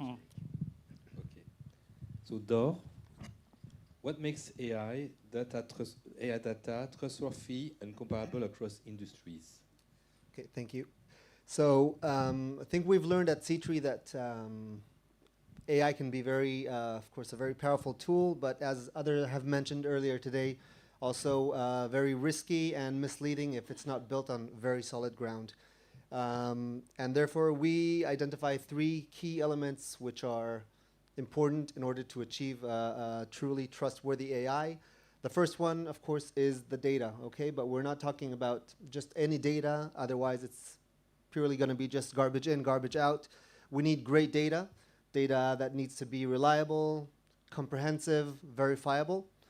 And if this data does not exist for our customers or exists partially, we go out and get it. Okay, we can obtain it through aerial imagery of drones or satellites. It can be boots on the ground using mobile applications or IoT, as my friend has mentioned here. Any historical data comes into the database and the platform and can be inputted into the models. Second is the training process. This, of course, also has to be rock solid with no shortcuts. Okay, that would be the second element. We see the importance of having consistency and accuracy in the models before we even start thinking of scaling up. And the third is the quality control, okay? A loop of feedback with human interference, as people have mentioned here. That human is an expert on his domain, okay? And we validate our models constantly to make sure that we're staying on track. So these are the 3 key elements, really the data, the high quality data, ongoing training, and the quality control. And yes, these are processes that take time, a lot of effort, money, but we see that these truly are necessary in order to have valuable data that makes all the difference. When you speak about IoTs to acquire data, I'm curious to understand what are those IoTs in case of farms or on the ground. Can you explain? Yeah, so what I was referring to, any sensor that a grower can have in the ground. It could be on the ground, it can be in the trunk of a tree to estimate soil moisture, heat, temperature, any meteorological station that a small grower or a big company could have around their plantation. This is data that is many times updated on a daily or on an hourly basis. It's a lot of data coming in, sometimes to the resolution of an individual tree, sometimes a sample tree that is representing an area. And that's very valuable information coming from the ground. Okay, thank you. Now we are going to go to something very interesting, is tackling the climate risks. So Dor, still a question for you. How does AI help organizations anticipate and adapt to climate risks? This is a very crucial point, right? Yeah. So we really see AI acting as a game changer when it comes to dealing with climate risks. I'll give the specific example that we're doing at 𝐶. We're using advanced AI tools to create yield estimations. Okay, yield forecast. We're doing that not as a roughly forecast, rather at a very high level accuracy forecast. And we even do that before the season starts. Now, just to understand, yield forecast is probably one of the most important parameters for any agribusiness, whether it's a large corporation, a medium size, or a smallholder, as it affects their commercial preparations, any operational plannings, budget, etc. And having the visibility on what's going to come for an industry that is based on planning a month ahead and sometimes even more is crucial. Now, what's even more interesting is that those models that we're using are constantly learning. They're not static, okay? So we're able to add information as the season starts and unfolds. If it's changes of weather that we can input, if it's information that we get from the field, regarding actual yield, and update this information. All this is feeding the models and making them smarter and more precise. And I think this on-the-flight learning that we have is very important in a world where the climate changes are breaking down all the traditional assumptions that many of the companies, I'd say the majority of the growers, are still using today. So the estimations is just one value that we can derive from those AI. Another very important feature is our ability to break down each variable and parameter that's in the model and start asking why things happen. So we're able to look at each parameter and understand how that specific variable contributes to the outcome.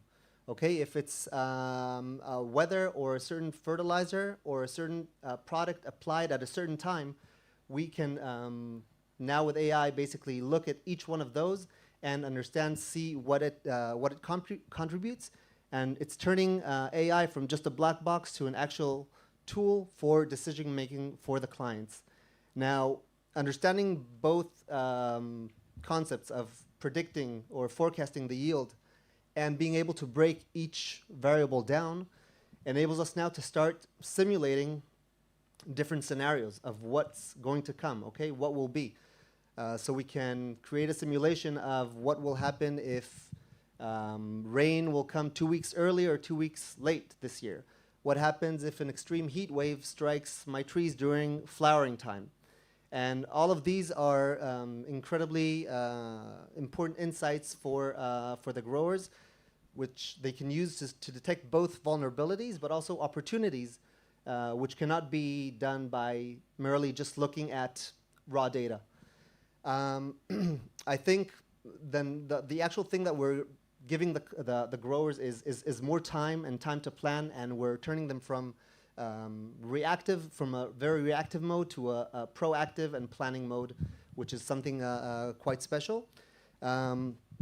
So, yeah, in the agriculture world where climate changes, as we see, become more frequent and more extreme, being able to have this foresight is the one thing that can really make the whole difference, okay? An entire difference from the company if they're going to have a very successful year or possibly a terrible year of the upcoming.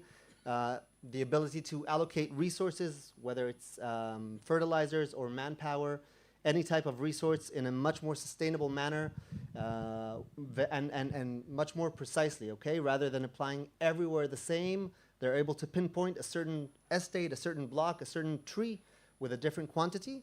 And I think my bottom line here is really that AI is empowering the clients and the growers to act with much more confidence in a world where the climate does not really act by the rules. Thank you very much. Quite interesting. 𝐏𝐸𝐬𝐬, now it's your turn. What's AI's role in helping Asian farmers adapt to climate variability? I think when it comes to farmers specifically, so in my understanding, farmers, they do not seek a lot of knowledge. They seek a lot of actions and decisions because they have to battle with so many things going on. Specifically when it comes to climate resilience, I think one of the biggest decisions that they have to take as a farmer is when to really sow the crop, because most farmers are dependent on rains. A lot of people don't have access to irrigation, right? So when you're dependent on rain, you have to plan your sowing in the field very, very timely, because otherwise you can have a germination loss. And with that germination loss, of course, your fertilizers also lose, and then you have to buy the seeds again. So when to really plant is very critical for a farmer. And as we've been all seeing that cycles of planting have been shifting all around the world. So that's where AI can actually start coming in. I mean, the world models have existed, the weather models have existed in the world for quite long now, the likes of 𝐸𝐶MWF, but they're not very good at predicting long-range weather forecasts. Most weather forecasts that we see today is short-range. It's only as accurate up to, let's say, next 2 to 3 days. It starts falling apart after, let's say, next 5 days. So AI can truly look at all the historical information that has been collected, data specifically around weather, and it can actually build and predict, start having like long-range forecasts. That is one key insight that will help farmers plan their sowing properly. Other climate resilience, other risks related to climate are basically when the temperatures are increasing, the cycles of pests that attack your farm also changes. So when certain conditions starts forming, can you give early warning alerts to farmers? But then that requires an infrastructure of IoTs on the ground that is constantly monitoring the conditions and raising an alert the moment you see those conducive conditions forming up for certain pest attacks. So I think these are two probable areas in which we are already building, and we hope that the technology will evolve a lot. So with Google launching Weather Next 2 very recently, the long-range forecast accuracy should drastically shoot up in the coming futures. Okay, I have a question which comes to my mind. How is it difficult for the farmers to accept AI? That's a very good question. So we have very funny anecdotes around it. So it's not that difficult. So the way we have actually positioned our AI solution in front of farmers is that we have given an identity which is believable to our AI agent. And up to an extent that most farmers started believing that he's a real person. So I was looking at my numbers and the engagement was not very great. I was like, what is going on? So I went to the ground, I started talking to farmers, and then turns out they think it's a real person and they do not want to disturb that person, because Indonesians are very nice, right? I mean, they think that if they message somebody, he's going to be disturbed. So that was one key insight that I found out. So it's not very difficult to adopt AI because we have made the bot available on WhatsApp, and if not all farmers, I think most young farmers now have WhatsApp, have smartphones. So they know how to talk, and vernacularity in Bahasa is also quite good now compared to, let's say, 2-3 years back.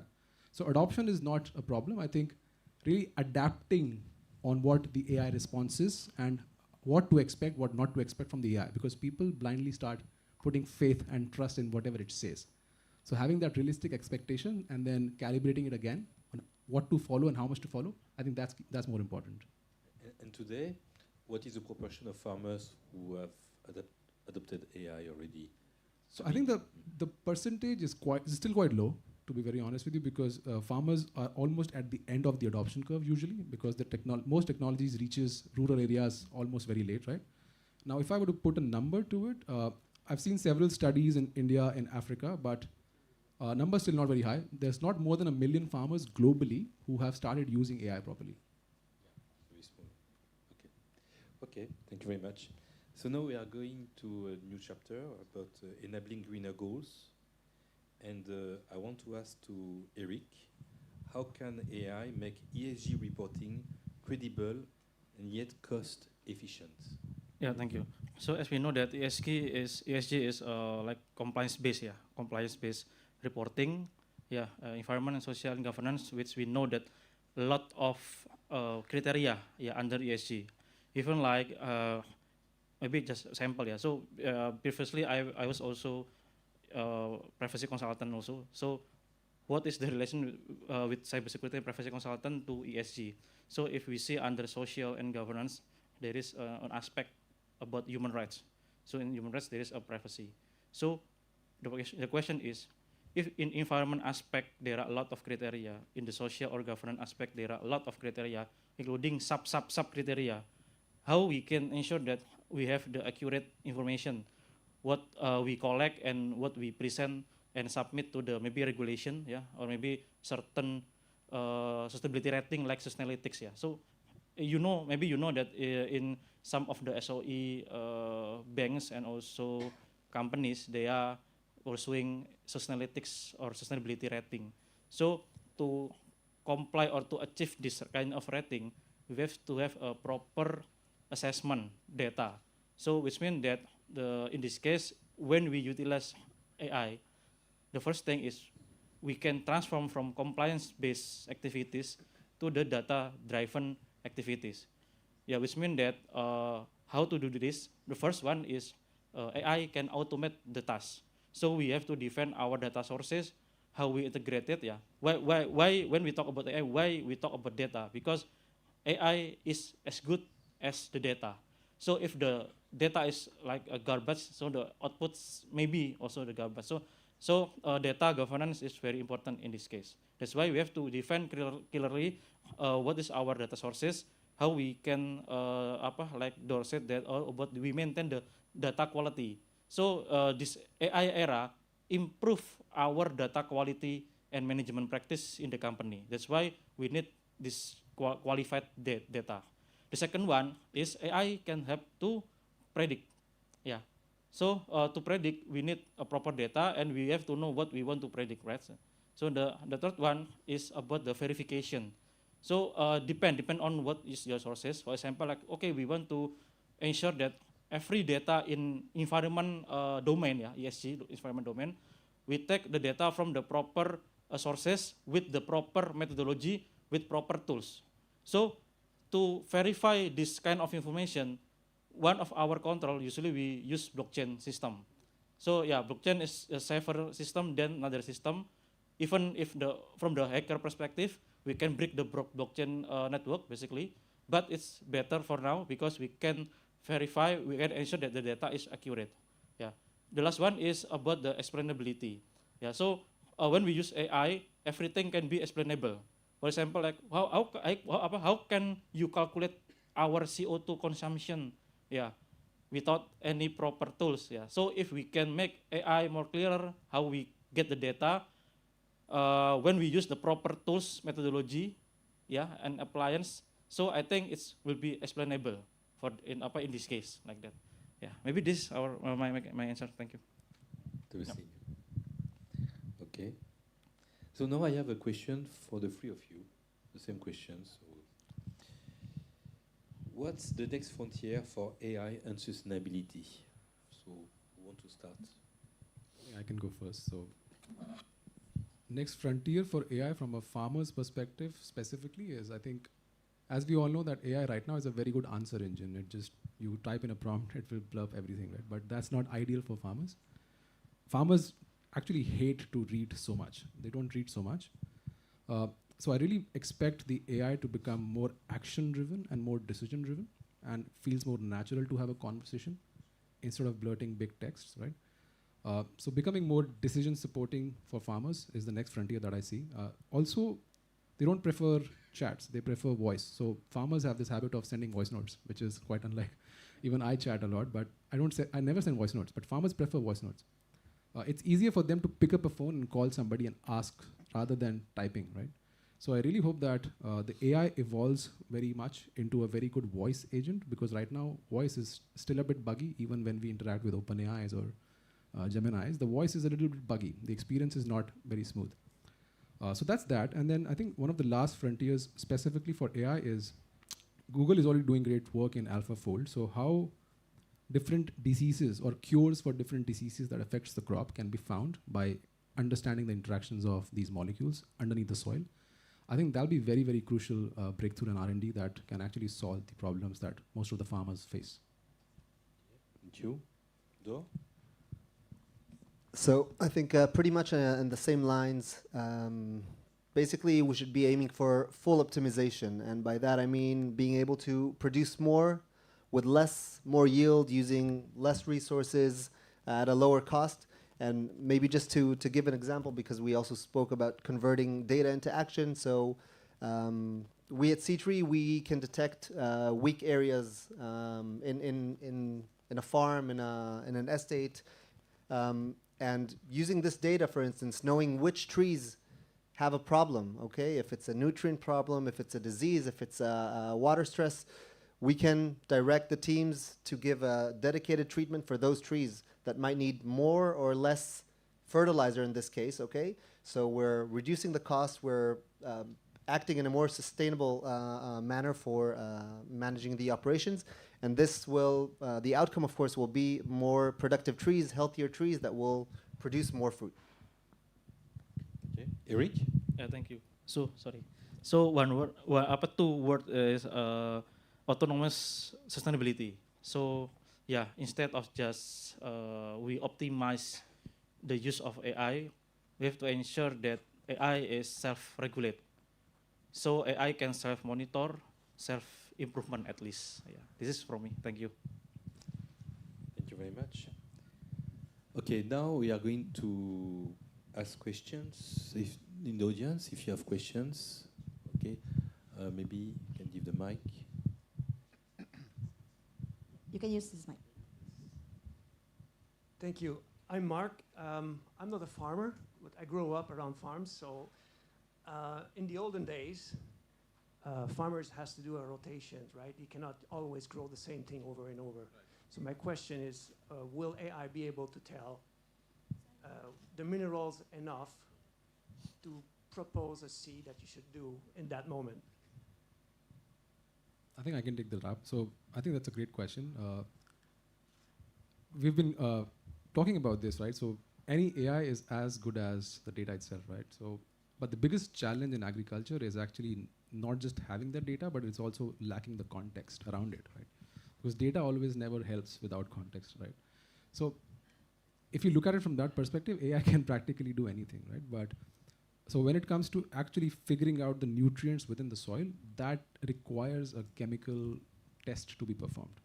Now there are certain in situ sensors that you can deploy in the soil, but they cannot quantify the value of nitrates or phosphates or potassium in the soil, right? And the infrastructure for sending the samples to the labs and getting them tested from, let's say, the universities, that's costly and that's time taking and everything. Once you scale this data through a device that can quantify the nutrients for you and understand what is there, and it's not just about the nutrients present in the soil test may show that there are nutrients, but it may not be available in the plant absorption form. So you really have to unlock. So as I said, right, Indonesian soils, the potassium in Indonesian soil is quite high. Whenever we test any sample from anywhere in Java, the potassium actually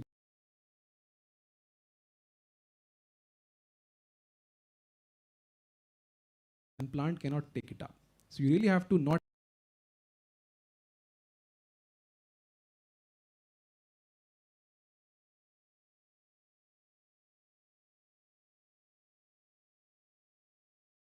collect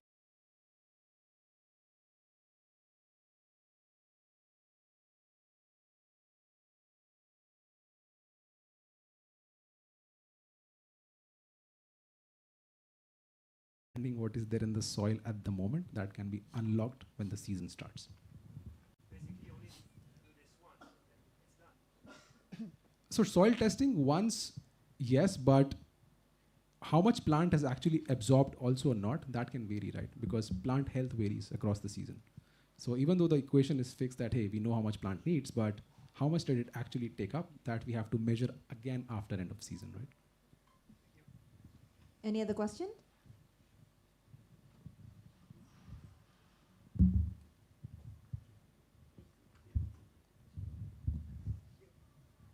Thank you.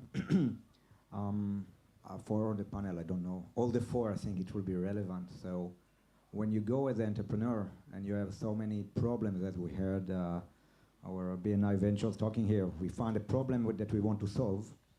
So how and why you recommend to the public or the people here to go to a place where AI can do good and how AI can actually make our world better in a way, in sustainability way, or in other ways? Because all of you chose things how to help this world with AI. So it's interesting also, Bruno, yourself, I think you also have your thought for many, many years in the field, but it's very interesting why you chose something it's sustainable and not just making money.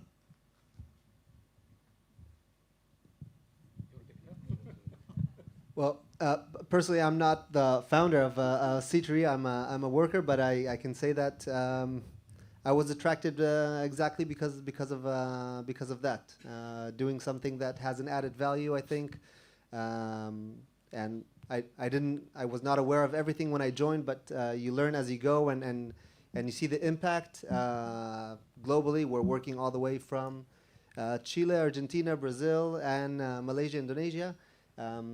Farmers look different, speak different language, but I think are pretty much the same all over the world. And you see what this can do. And I think even more in recent years when AI is boosting and increasing the efficiency of what we can deliver them, and this of course affects eventually their efficiency. And for me, that's the reason that I really enjoy what I'm doing and chose this field. Actually, for me, AI is a reality, but it's also a buzz. And when I go to see my clients in Singapore, and I tell them that www.waste.io is powered by AI, they say, oh yeah, can we see? There is a kind of attraction from AI. And when we give a reality to the AI, and when we show what we can do with an AI agent in our product, they are looking at it and they say, even if it's people in huge company, they say, we never thought that AI can do this in the sustainability world. For us, it's totally new. And this gives, of course, for me who is an entrepreneur, it gives a way to sell my product. And it's really interesting because the vision that there is AI in a product that can help to solve problems is really, really accurate. Very interesting for the clients. That they think that we can solve everything with AI. Actually, no. We cannot solve everything with AI. But we can sell it in a way that what we can do is already good for them with AI. And that's the way we are using AI today.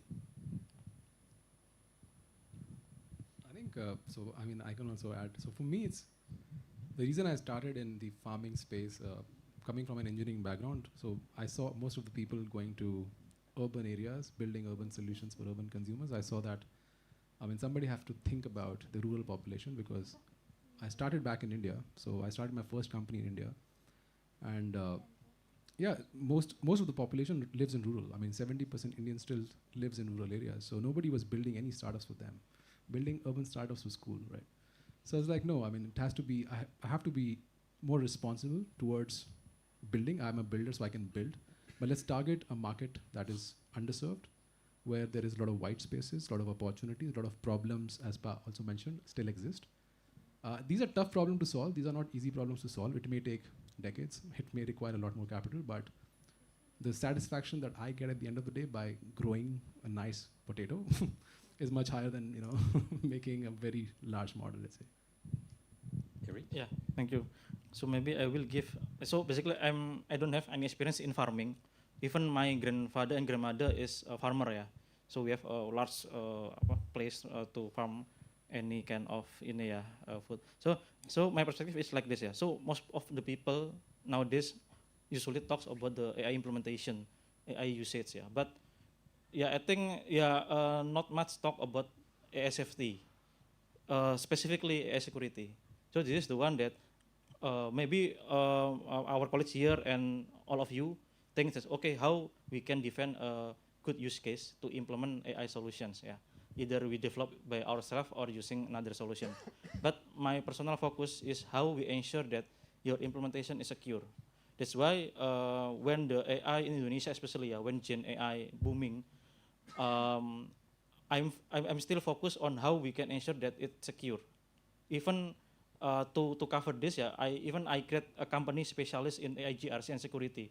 So we have to ensure that your AI implementation is explainable and secure. So that's why what I usually recommend to the AI solution is you need to conduct technical assessment, for example, AI red teaming, and implement proper guardrails, yeah. So we know that a lot of basically this morning I have delivered a webinar about AI security. So one thing that you must know that AI is designed to be biased, yeah. So if you know the basic of AI is like the mathematical calculations. At the basic, AI doesn't understand the context, yeah. That's why we have to add more context, to the AI. But the context itself is not sufficient. Why? Yeah. When I say AI is as good as the data, basically there are another thing that we add, the context itself, yeah, and also how we secure the context and the data. That's why when we try to test the AI system, we try to do any adversarial injection, for example, prompt injection, make the AI to create hallucination, bias, and etc. So this is the one that I promote to everyone that okay, AI should be responsible, but also be secure, like that. Okay. This is my personal perspective. Yeah, thank you. Thank you very much, Erwin. Yeah. So we come to a conclusion now. Today made one thing clear. AI is already delivering real, measurable impact for sustainability when it is built on quality data, grounded in strong governance, and focused on real-world problems, right? We heard how AI is helping farmers and industries produce more with fewer resources. Better fertilizers, planning, fewer unnecessary chemical sprays, smarter irrigation, decision, and early warning for climate or pest risks. That's what you said, right? These are practical tools that increase yield, reduce costs, and build climate resilience. We also saw that the foundation of trustworthy AI is good data, solid training, and constant quality control. Without that, AI becomes unreliable. With it, AI becomes a powerful decision engine that explains why things happen and simulates what-if scenarios. And finally, AI must operate with clear boundaries. Efficiency should not become overconsumption. Governance, green KPIs, and transparent reporting ensure AI not only optimizes operations, it aligns decision with planetary limits. There is where AI can turn ESG from compliance into a trust mechanism that is automated, verified, and predictive. If we bring it all together, the future of sustainability with AI is very simple. Personalized intelligence, responsible optimization, and systems that helps us to better, not just more.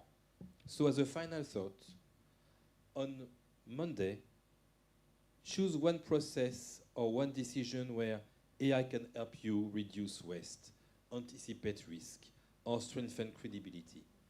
Small, smart steps, consistently taken, are what build true resilience. Thank you all for joining us to this panel, and let's keep building a truly resilient economy. Thank you. Thank you so much. Please remain on the stage. We are going to have a little bit of photo session and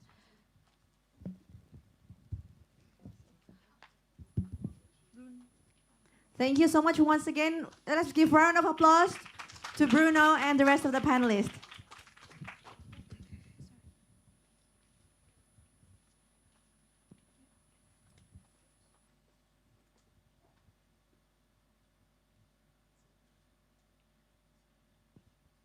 Okay, let's take a picture first.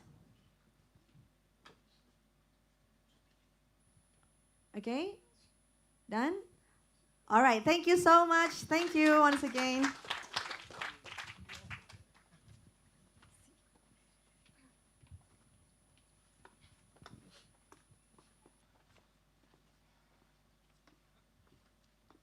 Ladies and gentlemen, we now arrive at one of the most inspiring moments of today's event, the Women in French Tech Awards. So to begin this special occasion, we would like to invite the lead of Women in Tech Awards 2025 and director of Blogosphere.id and special host at Bloomberg Technost, Pandu Wicaksono Sastrowardoyo, to the stage. The floor is yours. Hi. Here or? Yeah. Hello, everybody. Very proud to be with you all today to introduce our inaugural Women Achievers in Tech Awards.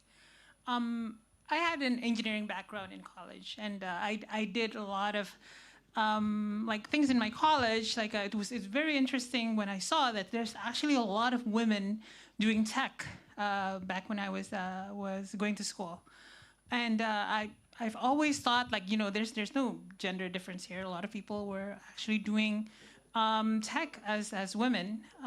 However, when I graduated, a lot of those didn't actually translate. Even though there's so many women in tech in college, it doesn't always translate to women achieving in tech and work in startups, in tech startups.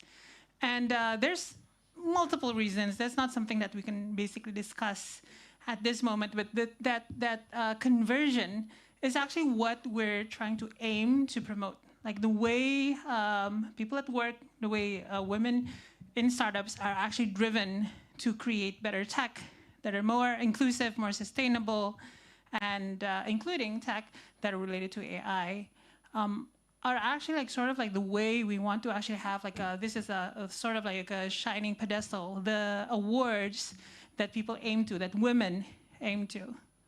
Now, some of you might know Ada Lovelace, the person who first created the first computer algorithm, was a woman. The basis of all AI, all digital decision-making, is something created by a woman. And there's periods of times where computers, the word computer itself, denoted women before it became something more of a male-dominated profession. Someone who computed is basically just like treated like a secretary, and most of it are actually done, that kind of work were done by women. Now, the domination of tech by men have been going on for basically like the last multiple decades. And I think, you know, like 50% of the population can still achieve. And tonight's women who are nominated for these awards and also winning this award are proof of that. So without further ado, I will give this back to the MC, and we will basically go through the nominees. And then at the end, we will select one based on voting of our French Tech members of who would be our foremost 2025 French Tech Women in Tech. Right. Thank you, everyone. Thank you so much, Bu Pandu. All right, so as Pandu mentioned earlier, so we're going to have 6 nominees today for the Women in French Tech Awards. So our first nominee is Alamanda Shanty Pratistha. Unfortunately, she's unable to join us for today, but, sorry? Exactly. So please allow me to share a little bit of her background. Alamanda Shanty Pratistha was first known to the public because of her involvement in the development of Gojek. Learned how to code from the age of 14, her career was pinnacle when she got to meet Nadiem Makarim, former co-founder and CEO of Gojek during her days at Kartuku as the head of engineering. Nadiem himself invited Alamanda to join the company as the vice president. And soon, she became one of the first innovators who created and developed 14 products of Gojek. One of them was GoFood. I'm sure you're familiar with GoFood. Alamanda decided to establish her own school in 2017, one of the dreams she wanted to achieve years ago. She named it Binar Academy, which was first located in Yogyakarta, BSD, and Batam. Reflecting on her experience at Gojek, Alamanda is driven to take bigger steps in order to give more impact in Indonesia with an advanced technology ecosystem by providing practical knowledge and guidance in order to collaborate in the world of millennials. Currently, Alamanda also serves as Independent Commissioner at Bluebird, Independent Commissioner at Mandiri Capital Indonesia, and Data Management Committee at Hermina Hospital. So I'm going to hand over to Christina for the next nominee. Thank you, Chandini, for having shared Alamanda's background. We will now invite Dian Rintari, VP of Business Development at Indo Bursa Exchange. Budian, the stage is yours.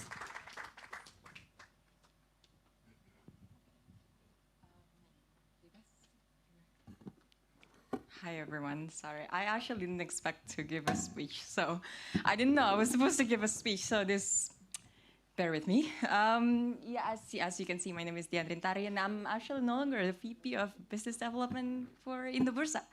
I am now the product manager for Indonesian coin custodian, if you guys have heard, in CFX Tower in Gatot Subroto. Yeah, so back to product management, because originally I have a non-tech background. And when I entered the tech background, I started my my journey with product, and then I went to business development, and then now I'm back to product management. But first of all, before I entered into all that, how long do I have? Do I have only 2 minutes, or do I have 2 minutes? Is okay. 2 minutes, Yeah, okay. yeah. Okay, there's an Indonesian saying that says, tak kenal maka tak sayang, and I'm sure that you guys don't want to vote for me if you guys don't know me, so I'm just gonna try to tell you as much as I can. So I'm just happy to be here. I'm just happy to be considered. I'm actually voting for the other nominees, if I can. But I just want to let French Tech Indonesia know that I'm very, very, very appreciative with even being considered. Yeah, I said I have a background in non-tech, and now I'm here.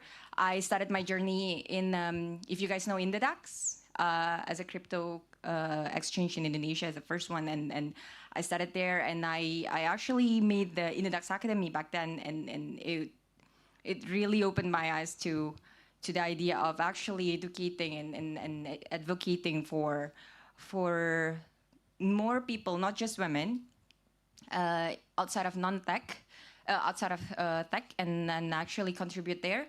And so I continued my master's in University of Bristol in the UK, and I focused on gender.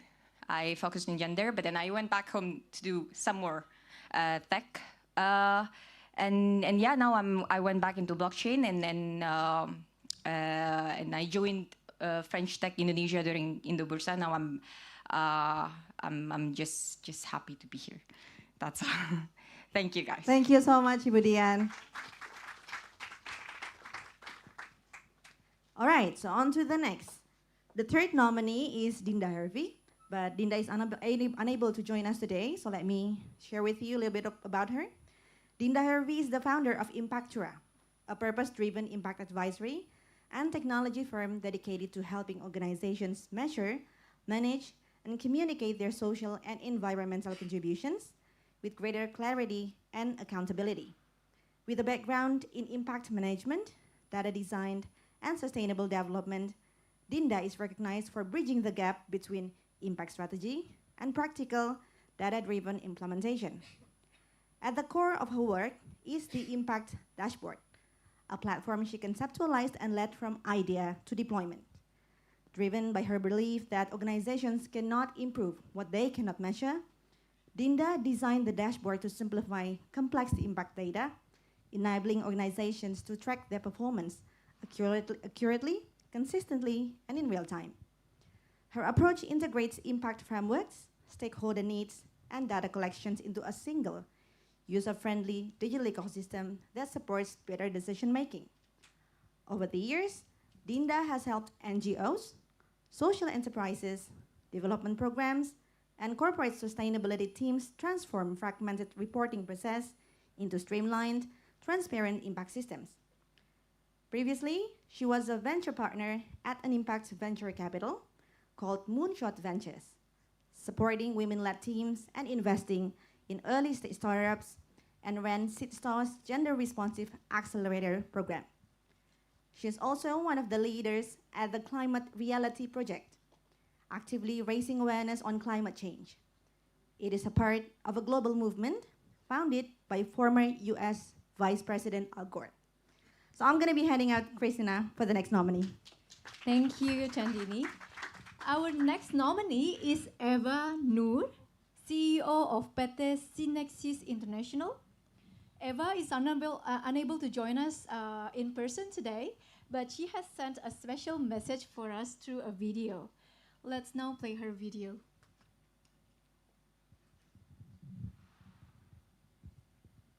Hi everyone, I really wish I could be there tonight with the amazing La French Tech community.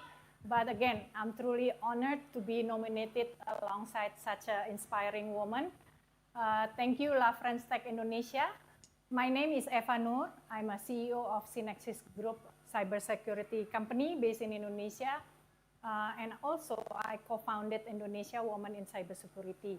So you look that I wear, this is our campaign, Perempuan Pelita Digital. And at the moment, I'm in the school. So we have a campaign about digital safety. So what next is we are working to reach 1,000 schools and 3,000 women in the next few years. Sounds big, but we believe it will be possible and will be a meaningful impact. To me, tech isn't about being the smartest person in the room, but it's also about bringing more people into the room, making sure it's inclusive for all. While I'm not there in person, I will be definitely cheering loudly from afar. And remember, no matter who wins tonight, we are winners when women rise in tech.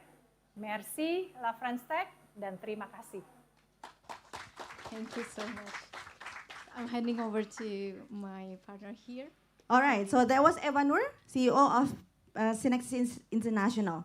Right now, I'm gonna call Lily Abraham, our next nominee, to the stage. Ibu Lily.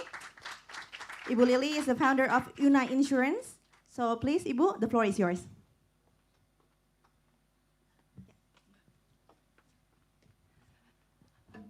Okay, thank you for this thing. I'll just read so I don't forget my points. Okay, I'm actually a founder of Una. We are an integrated insurance platform company that is more than just an insurance marketplace. We focus on how to actually bring the insurance to the intended target market efficiently, especially to the middle lower income. Some of you may already know me and also may already know this, that my starting point and end goal is actually to bring insurance to our fellow middle lower income earners in Indonesia. But in this quest, we develop a platform and a business model, an integrated business model that enable us to serve a farmer needing a 1,000 rupiah stackable life insurance to a large corporation requiring an integrated system to manage a portfolio of insurance covering trillions in assets that may also include health or personal accident insurance for the employees and workers. Thus, we are able to create a sustainable business model and revenue model that is able to support our longer horizon effort to penetrate middle lower income market. It has been a long journey and it's not an easy one. Of course, most of you know that in this room. But I have been very encouraged through the conversation that I have with the people on the ground, and also to the exchange of ideas that I have with the fellow stakeholders in the industry. I'm also glad to be plugged in this La French community, despite not having, despite not knowing a single word of French. Perhaps one or two like croissant.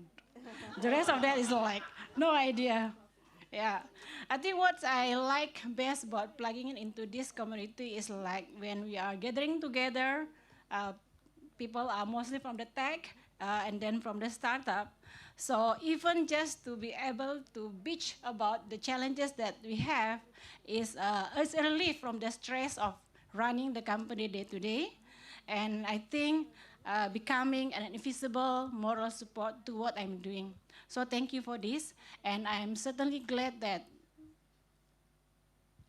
standing here means that there are other people, especially in the room here, that actually think what I'm doing worth the time and the effort that me and my team has been putting in this to date, and also will continue to do so for the futures, together, of course, with a lot of people, a lot of partners on the ground, and also others in the ecosystem. So thank you. Thank you so much, Ibu Lily. Our final nominee is Nadia Devita Oktarini, a CEO and co-founder of Breezy and Agoras. Unfortunately, Nadia is also not able to come in person, but she has sent a recorded message for us. Maybe we can play her video here. Bonjour à tous, merci. My name is Nadia Devita Oktarini, and I'm speaking to you today from Switzerland.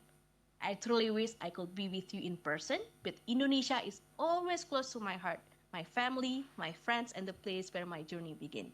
Receiving the nomination for the Women in Tech Award touched me deeply. It is an honor, of course, but more than that, it reminds me why we innovate, to create solutions that genuinely improve people's life. Alongside my work with Loneliness Global Action, the global NGO addressing the rising challenge of loneliness, I am also building Breezy, a suite of AI tools designed to make social and emotional life easier, healthier, and more human. And trust me, not only will it make life easy, breezy for millions of people, but you will also be amazed by its innovative approach and its overall elegance. We all know that AI is moving fast, agentic systems are changing how we work, and AI companions may even affect how we interact. But I also believe that technology is only meaningful if it strengthens our humanity. This is why I am financially backed by the world's first impact fund, 100% dedicated to socialization startup, and why I chair its ethics committee. We want innovation that are ambitious, but also responsible, and you can join with your idea, your talent, or as a partnering investor, because AI can help us grow, or it can quietly isolate us. It can empower us or distance us from one another. The outcome depends on the choices we make now.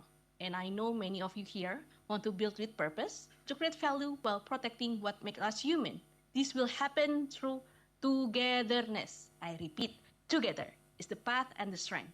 So thank you to La French Tech Indonesia, thank you to Reza, and thank you all for shaping a future where progress and humanity advance together. Even from afar, I want to extend an invitation.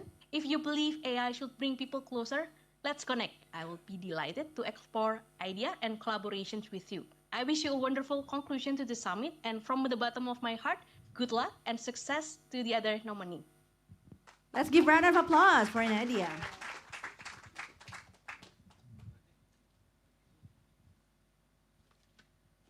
We now invite Juan Kitani and Jean-Daniel Gauthier from the committees to announce the winner of the Women in French Tech Award 2025. Wow. Please.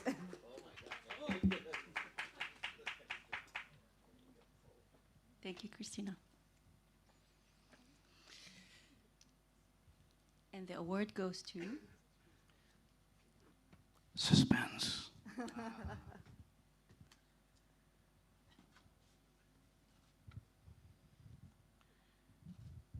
The winner of the Women in Tech Award 2025, and the first of its kind, is Eva Noor.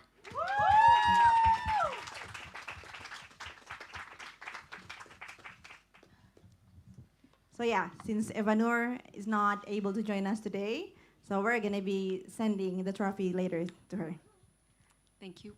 Now we are Thank going you. to invite all nominees back on the stage.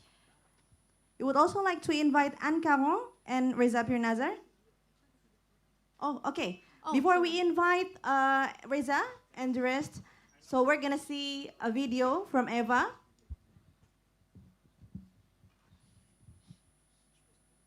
Wow, this is truly unexpected, especially when I'm not even in the room with you all. But thank you so much, like French Tech Indonesia. What an incredible honor to receive this recognition. This award isn't just for me, but for all women and young girls in tech who might not see themselves in this field yet, and for ones who already breaking barrier quietly every day. So this is for all of you. So to everyone in the room, thank you for the work you're doing to make tech more inclusive, more human, and more impactful.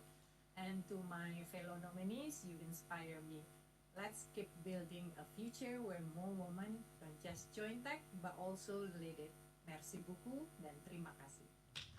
Thank you so much. Thank you for the victory speech from Evanur. We will now invite all nominees back to the stage for a photo session. Together with 𝐏𝐚𝐻 and Reza Pirnazar to the stage. We're going to hand over certificates as well to our nominees.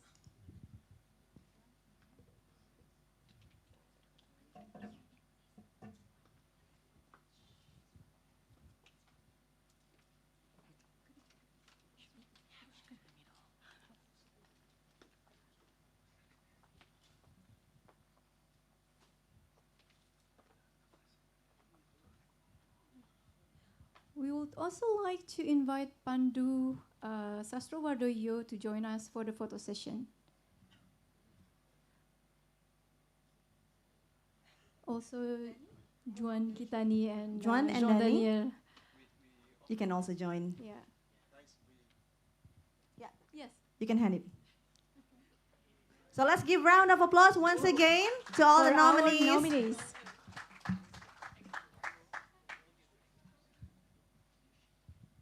And now we're going to take some pictures. All right. Done? All right. Thank you so much. You may return to your seats right now.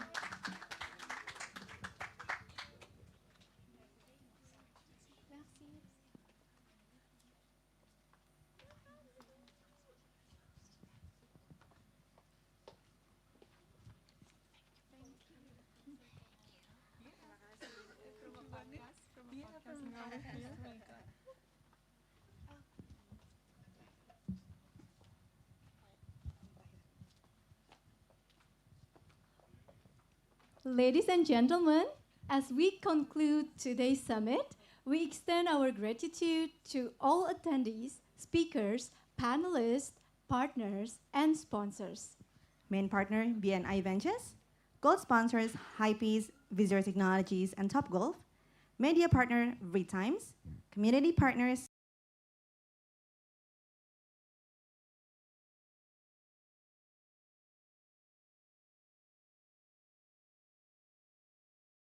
Chamber of Commerce and Industry, IFCCI,